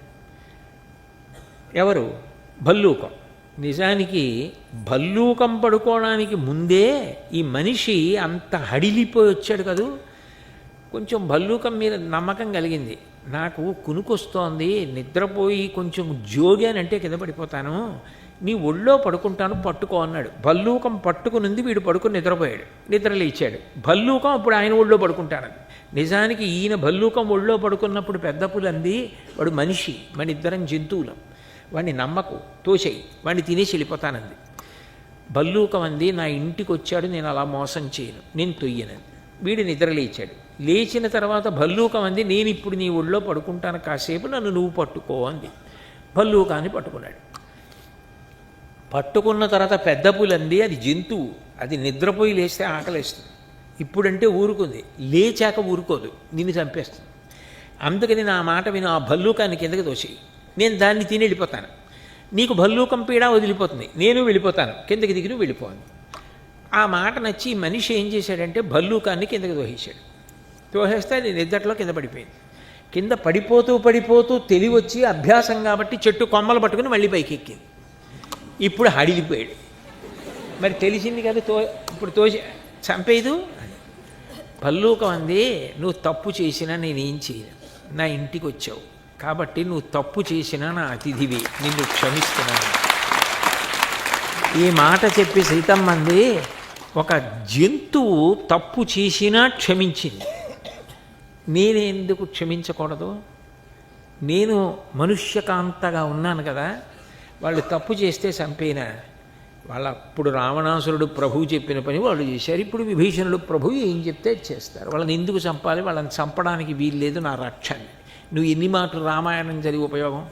నువ్వు ఎన్ని మాటలు రామాయణం చెప్పి ఉపయోగం? నీకు ఈ గుణం రాకపోతే, నువ్వు క్షమించలేకపోతే దేనికి రామాయణం? ఊరికి అస్తమానం కూర్చొని చదువుతూ ఉండడం ఏం ఉపయోగం? ఏం నేర్చుకున్నావు దాంట్లోంచి? నేర్చుకున్నది గుణం. రామాయణ ప్రారంభం ఏమిటంటే చదివిన చదువు గుణమగుట. నిజానికి అక్కడే నా ఉపన్యాస ప్రారంభం ఇవ్వాలి.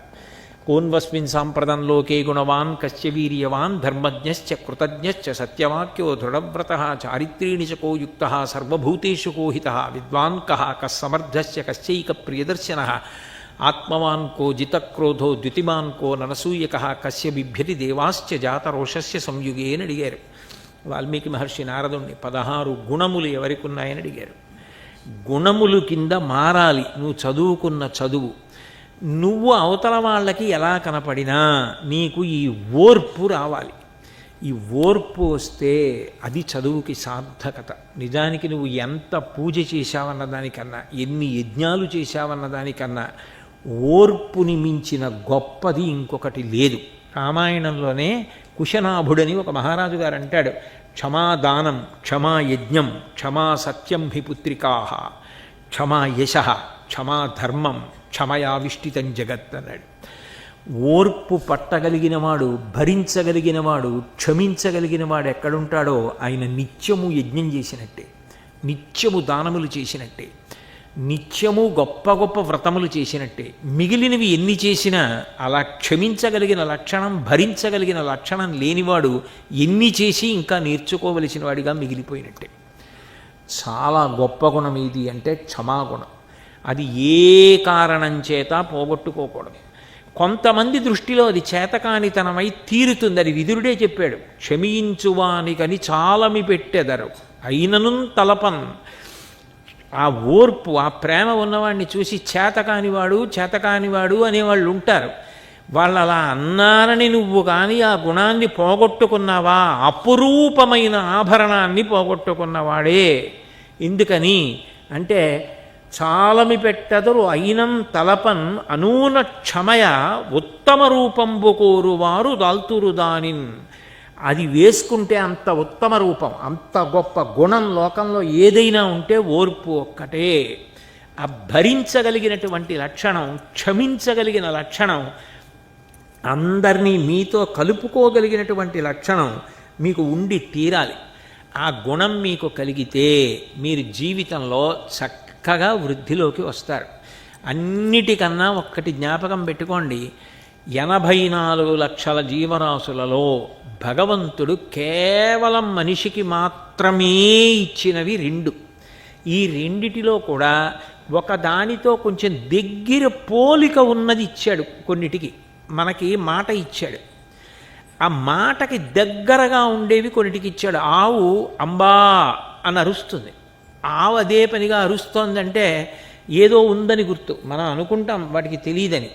నేను కాకినాడలో చాలా తరచుగా ప్రతిరోజు గోశాల కడతాను. ఉదయం 9 అయ్యేటప్పటికి ఆ గోశాలలో ఆవులన్నింటినీ పచ్చిగడ్డి తినడానికి వదులుతారు. మీరు గడియారం సెట్ చేసుకోవచ్చు. 9 అయ్యేటప్పటికి ఆవులన్నీ అరుస్తాయి వదిలేయకపోతే. అదే బయట హోర్న వాన పడుతోంది అనుకోండి, ఒక్క ఆవ రాదు. అంటే వాడికి తెలుసు బయట వర్షంగా ఉంది, వదిలినా తడిచిపోతాం. ఇవాళ వర్షం లేదు, మమ్మల్ని ఎందుకు వదలటం లేదు, వదిలేయండి చెప్పడానికి తిరుమల కంపార్ట్మెంట్స్లో వదలకపోతే గోవిందా గోవిందా గోవిందా గోవిందా అన్నట్టు అంబా అంబా అంబా అంబా అని అరుస్తాయి. మీరు వదిలేశారనుకోండి సంతోషంగా తోకలెత్తి పారిపోతాయి. వాటికి అంత తెలివితేటలు ఉంటాయి. అంబా అని అరుస్తుంది, చిలక పలుకులు పలుకుతుంది. నేను తెలంగాణలో ఓ గుడికి వెళ్ళాను, ఆశ్చర్యపోయాను. ఆ చిలక శ్రీరామ శ్రీరామ శ్రీరామ అని ఎంత స్పష్టంగా ఉంటుందో, గోవింద గోవింద గోవింద అని. చాలా మాటలు.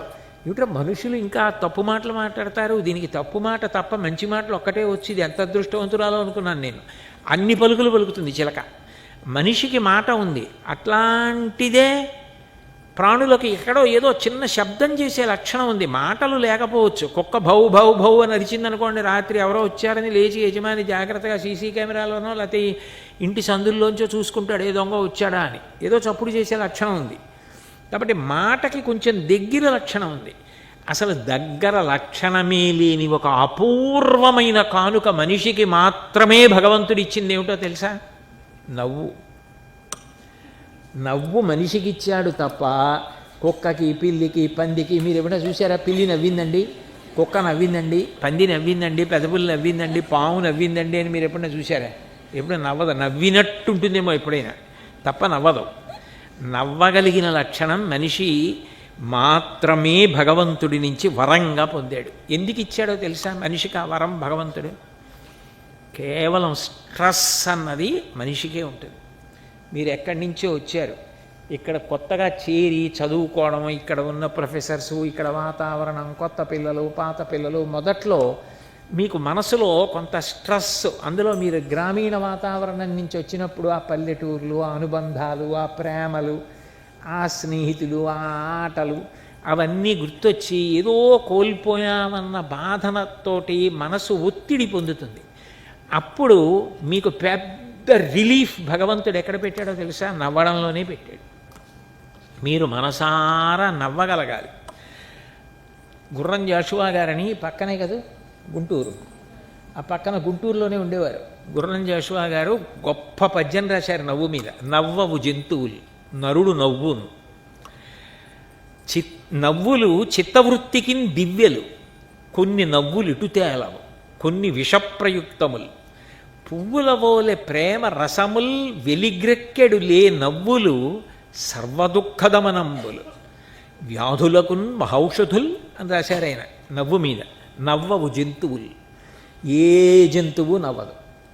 నవ్వవు జంతువులు నరుడు నవ్వును, మనిషి ఒక్కడే నవ్వగలడు. ఇవాళ డాక్టర్లు కూడా చెప్తున్నారు, కాసేపు ప్రశాంతంగా ఉండండి, ఎప్పుడు ఇలా సీరియస్గా ఉండకండి, కాస్త నవ్వండి, కాస్త మిమ్మల్ని నవ్వించే వాళ్ళతో కలిసి తిరగండి. తేలిక వాతావరణంలో ఉండకపోతే ఆరోగ్యం పాడైపోతుందని చెప్తున్నారు. నరుడు నవ్వును, నవ్వులు చిత్తవృత్తికి దివ్యలు. అసలు జీవితంలో ఎప్పుడూ నవ్వకుండా ఎప్పుడు చూసినా ఇలా బిగిసిపోయి ఉన్నాడు అనుకోండి, వాడి దగ్గరికి వెళ్ళడానికి భయం వేస్తుంది. అసలు ఆయన ఎప్పుడూ నవ్వడాలి. మీరు నవ్వుతూ కూర్చున్నారనుకోండి, మీరు కాస్త నవ్వుతూ ఉన్నారనుకోండి, 10 మందికి సంతోషంగా ఉంటుంది మీ దగ్గరికి ఉండడానికి, మీ దగ్గరికి రావడానికి సంతోషంగా ఉంటుంది. అసలు మీ ముఖంలో నవ్వే లేకపోతే ఎవరు రారు. కాబట్టి నరుడు నవ్వును, నవ్వులు చిత్తవృత్తికి దివ్యలు. మీరు ఎట్లాంటి వారు, మీరు ఎంత ప్రేమగా ఉంటారు అన్నది మీ చిరునవ్వు చెప్తుంది. చిత్తవృత్తికి దివ్యలు. కొన్ని నవ్వులు ఎటు తేలవు. కొంతమంది ఉంటారు, మీరు వెళ్ళి ఏదో ఇబ్బంది చెప్పి కొంచెం మీరు సాయం చేయాలండి అన్నారనుకోండి అంటాడు. అంటే చేస్తాడా చేయడా ఏమిటో ఏమీ తెలియదు. కొన్ని నవ్వులు ఎటు తేలవు. ఒక్కొక్కడు నవ్వాడనుకోండి 100 మాటలు జ్వరం పడాలనిపిస్తుంది. కొన్ని నవ్వులు ఎటు తేలవు, కొన్ని విషప్రయుక్తములు. విషం చిమ్మితే ఎలా ఉంటుందో అలా నవ్వుతాడు ఒక్కొక్కడు. ఆ నవ్వు అంత భయంకరంగా ఉంటుంది. కొన్ని విషప్రయుక్తములు. పువ్వులవోలే ప్రేమరసముల్ వెలిగ్రెక్కెడు లేనవ్వులు. పువ్వులలోంచి మకరందం వస్తుంది, తేనె. మకరందం పైకి కక్కేసింది అనుకోండి, అంటే మకరందం తేనె తుమ్మెద తాగవలసిన అవసరం లేకుండా ఇలా పొంగి కారింది అనుకోండి, అబ్బా ఎంత బాగుంటుంది. మనందరం కూడా వెళ్ళి చేయబెట్టి తాగచ్చు. ఒక తుమ్మెదే కాదు, తుమ్మెద ఆ పువ్వులోంచి మకరందం పైకి వెలిగెక్కితే ఎలా ఉంటుందో అంత పరిశుద్ధంగా ఉంటాయి కొంతమంది నవ్వులు. అంత ప్రేమగా, కన్న తల్లి నవ్వితే ఎంత ప్రేమగా, ఎంత పవిత్రంగా ఉంటుందో అంత బాగా నవ్వుతారు కొంతమంది. అటువంటి లేనవ్వులు సర్వదుఃఖదమనంబులు. అంత స్ట్రెస్సు పోతుంది. అట్లాంటి వాళ్ళ దగ్గర కూర్చుంటే ఎంత హాయిగా ఉంటుందో. సర్వదుఃఖదమనంబులు. వ్యాధులకున్ బహౌషుధుల్. ఎటువంటి వ్యాధికైనా సరే నివారణ ఎక్కడుంటుంది అంటే అసలు ఆ నవ్వడంలో ఉంటుంది. నవ్వడానికి, హాస్యం కోసం మీకోసం ఎవరు ఉండరు. ఒక్కొక్కసారి కొంతమందితో హాస్యం ఆడడానికి అందరూ ఇష్టపడరు. బాగుండదండి ఆయనతో హాస్యం ఆడడం ఏంటంటారు. కానీ మీ జీవితంలో మీరే హాస్యాన్ని అంతర్భాగం చేసుకోవాలి. చాలా ఆరోగ్యవంతమైన హాస్యం, ఇతరుల మనసు బాధపడకుండా మీకు మీరు నవ్వుకునేటట్టు, అవతలవారు నవ్వేటట్టు, సంతోషంగా గుర్తుపెట్టుకునేటట్టుగా ఉండే మధుర భావనలతో కూడిన హాస్యం నేర్చుకోవాలి. ఈ పద్యం రాసిన గుర్రం జాషువా గారికి కూతురుంది లవణం గారని. హేమలత లవణం అంటారు ఆయన. హేమలత ఆవిడ పేరు. లవణం గారిని వివాహం చేసుకుంది, హేమలత లవణం. ఆయన ఓసారి దగ్గు బాగా వస్తే మందు వేసుకునేవారు రోజు. హేమలత లవణం గారు వచ్చి అడిగారు, నాన్నగారు దగ్గు తగ్గిందా అని. సగం తగ్గిందమ్మా అన్నారు. సగం దగ్గు తగ్గడం ఏంటి నాన్నగారు అంది ఆవిడ. సగం తగ్గింది దగ్గు కాదమ్మా మందు అన్నారు. సీసాలో మందు సగం తగ్గిపోయింది. అంటే అంత హాస్యంగా ఉండేవారు. బాలమురళీకృష్ణ గారు ఎంత బాగా పాడతారో మీ అందరికీ తెలుసు. బాలమురళీకృష్ణ గారు సంగీతం ఒక్కటే పాడతారని మీ అందరూ అనుకుంటారు. కానీ బాలమురళీకృష్ణ గారికి ఉన్నంత హాస్య స్ఫోరకత్వం ఎవరికీ ఉండదు. ఆయన ఈ పక్కనే దివిసీమలో కచేరీ చేయడానికి వచ్చారు. చల్లపల్లి ఉంది కదా ఎస్టేట్, చల్లపల్లి జమీందారు గారు ఉండేవారు. ఆయన మెడ్రాస్ నుంచి ట్రైన్లో వస్తే ఆయన్ని దింపుకుని కారులో తీసుకెళ్తుంటే ఆ చుట్టుపక్కలంతా చల్లపల్లి ఎస్టేట్ అని కనపడింది. ఎకరాలు కనపడుతోంది. బాలమురళీకృష్ణ గారికి అనుమానం వచ్చింది, ఏమిటి ఇన్ని పొలాలు, ఇవన్నీ వీళ్ళే దున్నుతారా అని. కౌలుకి ఇచ్చారంటారు. కౌలంటే భూమి మంది, ఇంకోళ్ళు కష్టపడి పండిస్తే ఏదో 10 బస్తాలు వచ్చిందనుకోండి, 2 బస్తాలు వాళ్ళకి ఇచ్చి యజమాని 8 బస్తాలు తీసుకుంటాడు. అందుకని బాలమురళీకృష్ణ గారు కారులో జమీందారు గారిని అడిగారు. జమీందారు గారే వచ్చారు స్టేషన్కి ఇన్ని రిసీవ్ చేసుకోవడానికి. ఎందుకంటే బాలమురళీకృష్ణ గారి స్థాయి, ఆయన గొప్పతనం అలాంటిది. ఇద్దరూ వెడుతుంటే అడిగారు, ఈ భూములన్నీ మీరే దున్నుతారా అని అడిగారు బాలమురళీకృష్ణ గారు. అడిగితే చల్లపల్లి జమీందారు గారు అన్నారు, లేదు కౌలుకి ఇస్తామన్నారు. ఏం గాయకులకు ఇవ్వరా అన్నారు. అంటే కౌలుకి ఇస్తామంటే కవులు అంటే రచన చేసేవాళ్ళు అని తీశారు అర్థం బాలమురళీకృష్ణ గారు. కౌలుకి ఇస్తామని ఆయన అన్నారు. ఏం గాయకులకు ఇవ్వరా అన్నారు. అప్పుడు ఆయనకు అర్థమైంది, ఓహో నేను చెప్పిన దాన్ని ఈయన ఇలా పార్శ్వంలోకి తీశారు. తీసి పెద్ద నవ్వు నవ్వారు. వెగటుగా ఉండకూడదు హాస్యం. హాస్యం మధుర మధురంగా ఉండాలి. చదువుతుంటే ఎంత సంతోషమో కలగాలి. నేను మీ అందరికీ చెప్పేది ఒకటే. పానుగంటి లక్ష్మీనరసింహం పంతులు గారిని ఉండేవారు. ఆయన టిడ్ బిట్స్ అని ఓ పుస్తకం రాశారు. ఆ పుస్తకం పేరు ఇంగ్లీష్ పేరు టిడ్ బిట్స్. మీకు తెలుగులో అయితే వావిళ్ళ వారు దాన్ని ప్రింట్ చేశారు, వినోదములు అని ఉంటుంది. మీకు ఎక్కడైనా దొరికితే కొనుక్కోండి, లేదా మీ ప్రొఫెసర్ గారికి చెప్పండి, ఆ పుస్తకం తెప్పించి మీ లైబ్రరీలో పెడతారు. మీరు ఎప్పుడైనా మీరు వెన్ యూ ఫీల్ స్ట్రెస్, మీరు ఆ పుస్తకంలో ఒక పేజ్ చదవండి. ఇంతంత ఉంటాయి. ఒక్కొక్క పారాగ్రాఫ్ కలిపితే ఒక్కొక్క హాస్యానికి సంబంధించినటువంటి సందర్భం అందులో ఉంటుంది. మీరు అట్లాంటి సందర్భాలు ఉన్నటువంటి ఆ పుస్తకం కానీ తీసి చదువుతున్నారనుకోండి, మీరు ఎంత స్ట్రెస్లో ఉండండి, మీరు ఏ పరీక్షకో వెళ్ళే ముందో, మీరు చదువుకోవడానికి కూర్చునే ముందో మీరు రిఫ్రెష్ అయిపోయి డిగ్రీ ఆఫ్ కాన్సన్ట్రేషన్ బాగా పెరగాలంటే, మీ మనసు ఒక్కసారి ఇల్లు మట్టిగా ఉంటే తుడిచేసుకుంటే ఎలా అయిపోతుందో అలా అయిపోవాలంటే, అందులోంచి 2 పేజీలు చదివారంటే చాలు. మీకు పక నవ్వు వచ్చి మిమ్మల్ని ఎవరూ నవ్వించక్కర్లేదు, మీకు మీరే నవ్వుకుని అంత సంతోషపడిపోతారు. ఆయన అంత అద్భుతమైనటువంటి హాస్య సన్నివేశాలు. మీకు నేను ఒక్కటి చెప్పాలి అంటే, పానుగంటి లక్ష్మీనరసింహం పంతులు గారు ఓసారి ఏదో వాళ్ళ స్నేహితులందరూ ఒక ఇంట్లో వీధరుగు మీద సమావేశం పెట్టి కూర్చున్నారు. ఆలస్యం అయిపోయింది, వాళ్ళందరూ ఏం మాట్లాడేసుకుంటారో అని ఈయన ఆదుర్ద. అందుకని ఈయన కూడా గబగబా సమావేశానికి అరుగు మీద కూర్చున్న స్నేహితుల దగ్గరికి పరిగెడితే ఒక కుక్క వెంటబడింది ఈయన వెంట. ఈయన కుక్కను చూసి భయపడి పరిగెడుతున్నారు, ఆ కుక్క మరీ పరిగెడుతోంది వెనకాల. ఈయన పరిగెత్తుకుంటూ వచ్చి అరుగెక్కేసి స్నేహితుల్లోకి వెళ్ళిపోయారు. ఆ స్నేహితులు నవ్వారు, ఏంట్రా కుక్కను చూసి పరిగెత్తుకు వచ్చేసావు, కుక్క అరిస్తే భయపడిపోయావా అన్నారు. ఆయన అన్నారు, ఇంకా నాకు భయం లేదు, మందలోకి వచ్చేసాను కదా అన్నారు. అంటే అంత అందమైనటువంటి హాస్యం. నేను కొన్ని సందర్భాలు కొన్ని విశేషాలే మీతో ఉటంకిస్తున్నాను. When you laugh heartfully you feel relieved of your stress. I can understand ఇలాంటి ఇన్స్టిట్యూట్స్లో పిల్లలు ఎంత స్ట్రెస్ పొందుతారో నేను ఇమాజిన్ చేయగలను. ఎందుకనంటే ఒక నగరం నుంచి వచ్చిన వాళ్ళు ఒకలా ఉంటారు, ఒక పల్లెటూరులో అంటే అందరూ వరసలు పెట్టి పిలుచుకుంటారు. అక్క, బావ, అన్నయ్య, వదిన, ఏమే, ఉసేయి అనే ఆడపిల్లల్ని, నా కోడలని, కూతురని, అంత ప్రేమ. ఆ ఎద్దుబళ్ళు, చిన్న ఊళ్ళు, ఓ దేవాలయం, ముగ్గులు, హరిదాసులు, అందరూ కలిసి ఆడుకోవడం, తొక్కుడు బిళ్ళలు, ఆ స్నేహితులు, అది వదిలేసి ఒక్కసారి ఇక్కడికి వచ్చి ఈ వాతావరణంలో గాంభీర్యం మీకు కొంత స్ట్రెస్ కల్పిస్తుంది. ఏదో మీరు పోగొట్టుకున్నానన్న భావన. మీరు పోగొట్టుకోవట్లేదు. నిచ్చెన మొదటి మెట్టు మీద నించున్నప్పుడు చాలా మెట్లు కనపడతాయి. ఎక్కడం మొదలు పెడితే ఎక్కవలసినవి తగ్గిపోతాయి, మీరు మేడ ఎక్కేస్తారు. మీరు నిచ్చెన ఎక్కుతున్నారు, చూసి మిగిలిన వాళ్ళందరూ సంతోషించే రోజులు. కాబట్టి ఆ స్ట్రెస్ పోయి మీరు ఎప్పటికప్పుడే ఫ్రెష్ అవ్వాలంటే అట్లాంటి మంచి పుస్తకాలు చదవండి తప్ప వెగటు హాస్యం, అర్థం పర్థం లేనివి, నేను దానికి ఉదాహరణలు నేను ఎందుకు చెప్పాలి, అట్లాంటివి చూడడానికి అట్లాంటివి వినడానికి ఇష్టపడకండి. మంచి పుస్తకాలు. ఇప్పుడు నేను మీకు ఒక పుస్తకం సజెస్ట్ చేశాను, బాలమురళీకృష్ణ గారి హాస్యానికి సంబంధించిన విషయాలు, ఆయనకి సంబంధించిన పుస్తకాలు ఉంటే చూడండి. ఆయన మాట్లాడుతుంటేనే అంత హాస్యంగా ఉంటుంది. అసలు హీ నెవర్ ఫీల్స్ స్ట్రెస్.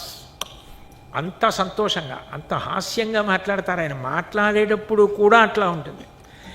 అట్లాంటి ఇంటర్వ్యూస్ చూడండి, మీకు అవి అకాడమిక్గా పనికొస్తాయి, స్ట్రెస్ నుంచి రిలీవ్ అవుతారు. కాబట్టి మీ అందరూ చక్కగా ఆరోగ్యంగా బాగా చదువుకుని వృద్ధిలోకి వచ్చి మంచి పదవులలోకి వెళ్ళి మీరు చాలా పేరు ప్రఖ్యాతులు తెచ్చుకొని మీ ఇంట్లో మీ తల్లిదండ్రులు, మీ తోబుట్టువులు, మీ ఊరు, మీ స్నేహితులు గర్వపడేటటువంటి స్థాయికి వెళ్ళాలని, మీ అందరి జీవితం ఫలవంతం కావాలని, దానికి చదువు వలన ఏ ఉత్తమ గుణములు, ఏ నైతిక విలువలు ప్రధానంగా కలగాలని ఇవాళ నేను మీతో చెప్పానో అటువంటి గుణాలు, ఆత్మవిశ్వాసం, కష్టాన్ని ఓర్చుకోగలగడం, క్షమాగుణం, నవ్వగలగడం, 10 మందిని నవ్వించగలగడం, మీరున్న చోటు చాలా తేలిక వాతావరణంలో ఉండేటట్టుగా ఉండడం, 10 మంది మిమ్మల్ని చూసి ఓదార్పు పొందేటట్టుగా బ్రతకడం మీకు అలవాటు కావాలని, మీ జీవితాలు చరితార్థకం కావాలని, అట్లా జరగడానికి కావలసిన సమస్త విభూతులను పరదేవత తన యొక్క నిర్హేతుక కృపాకటాక్ష వీక్షణముల చేత మీ యందు ప్రసరించుగాక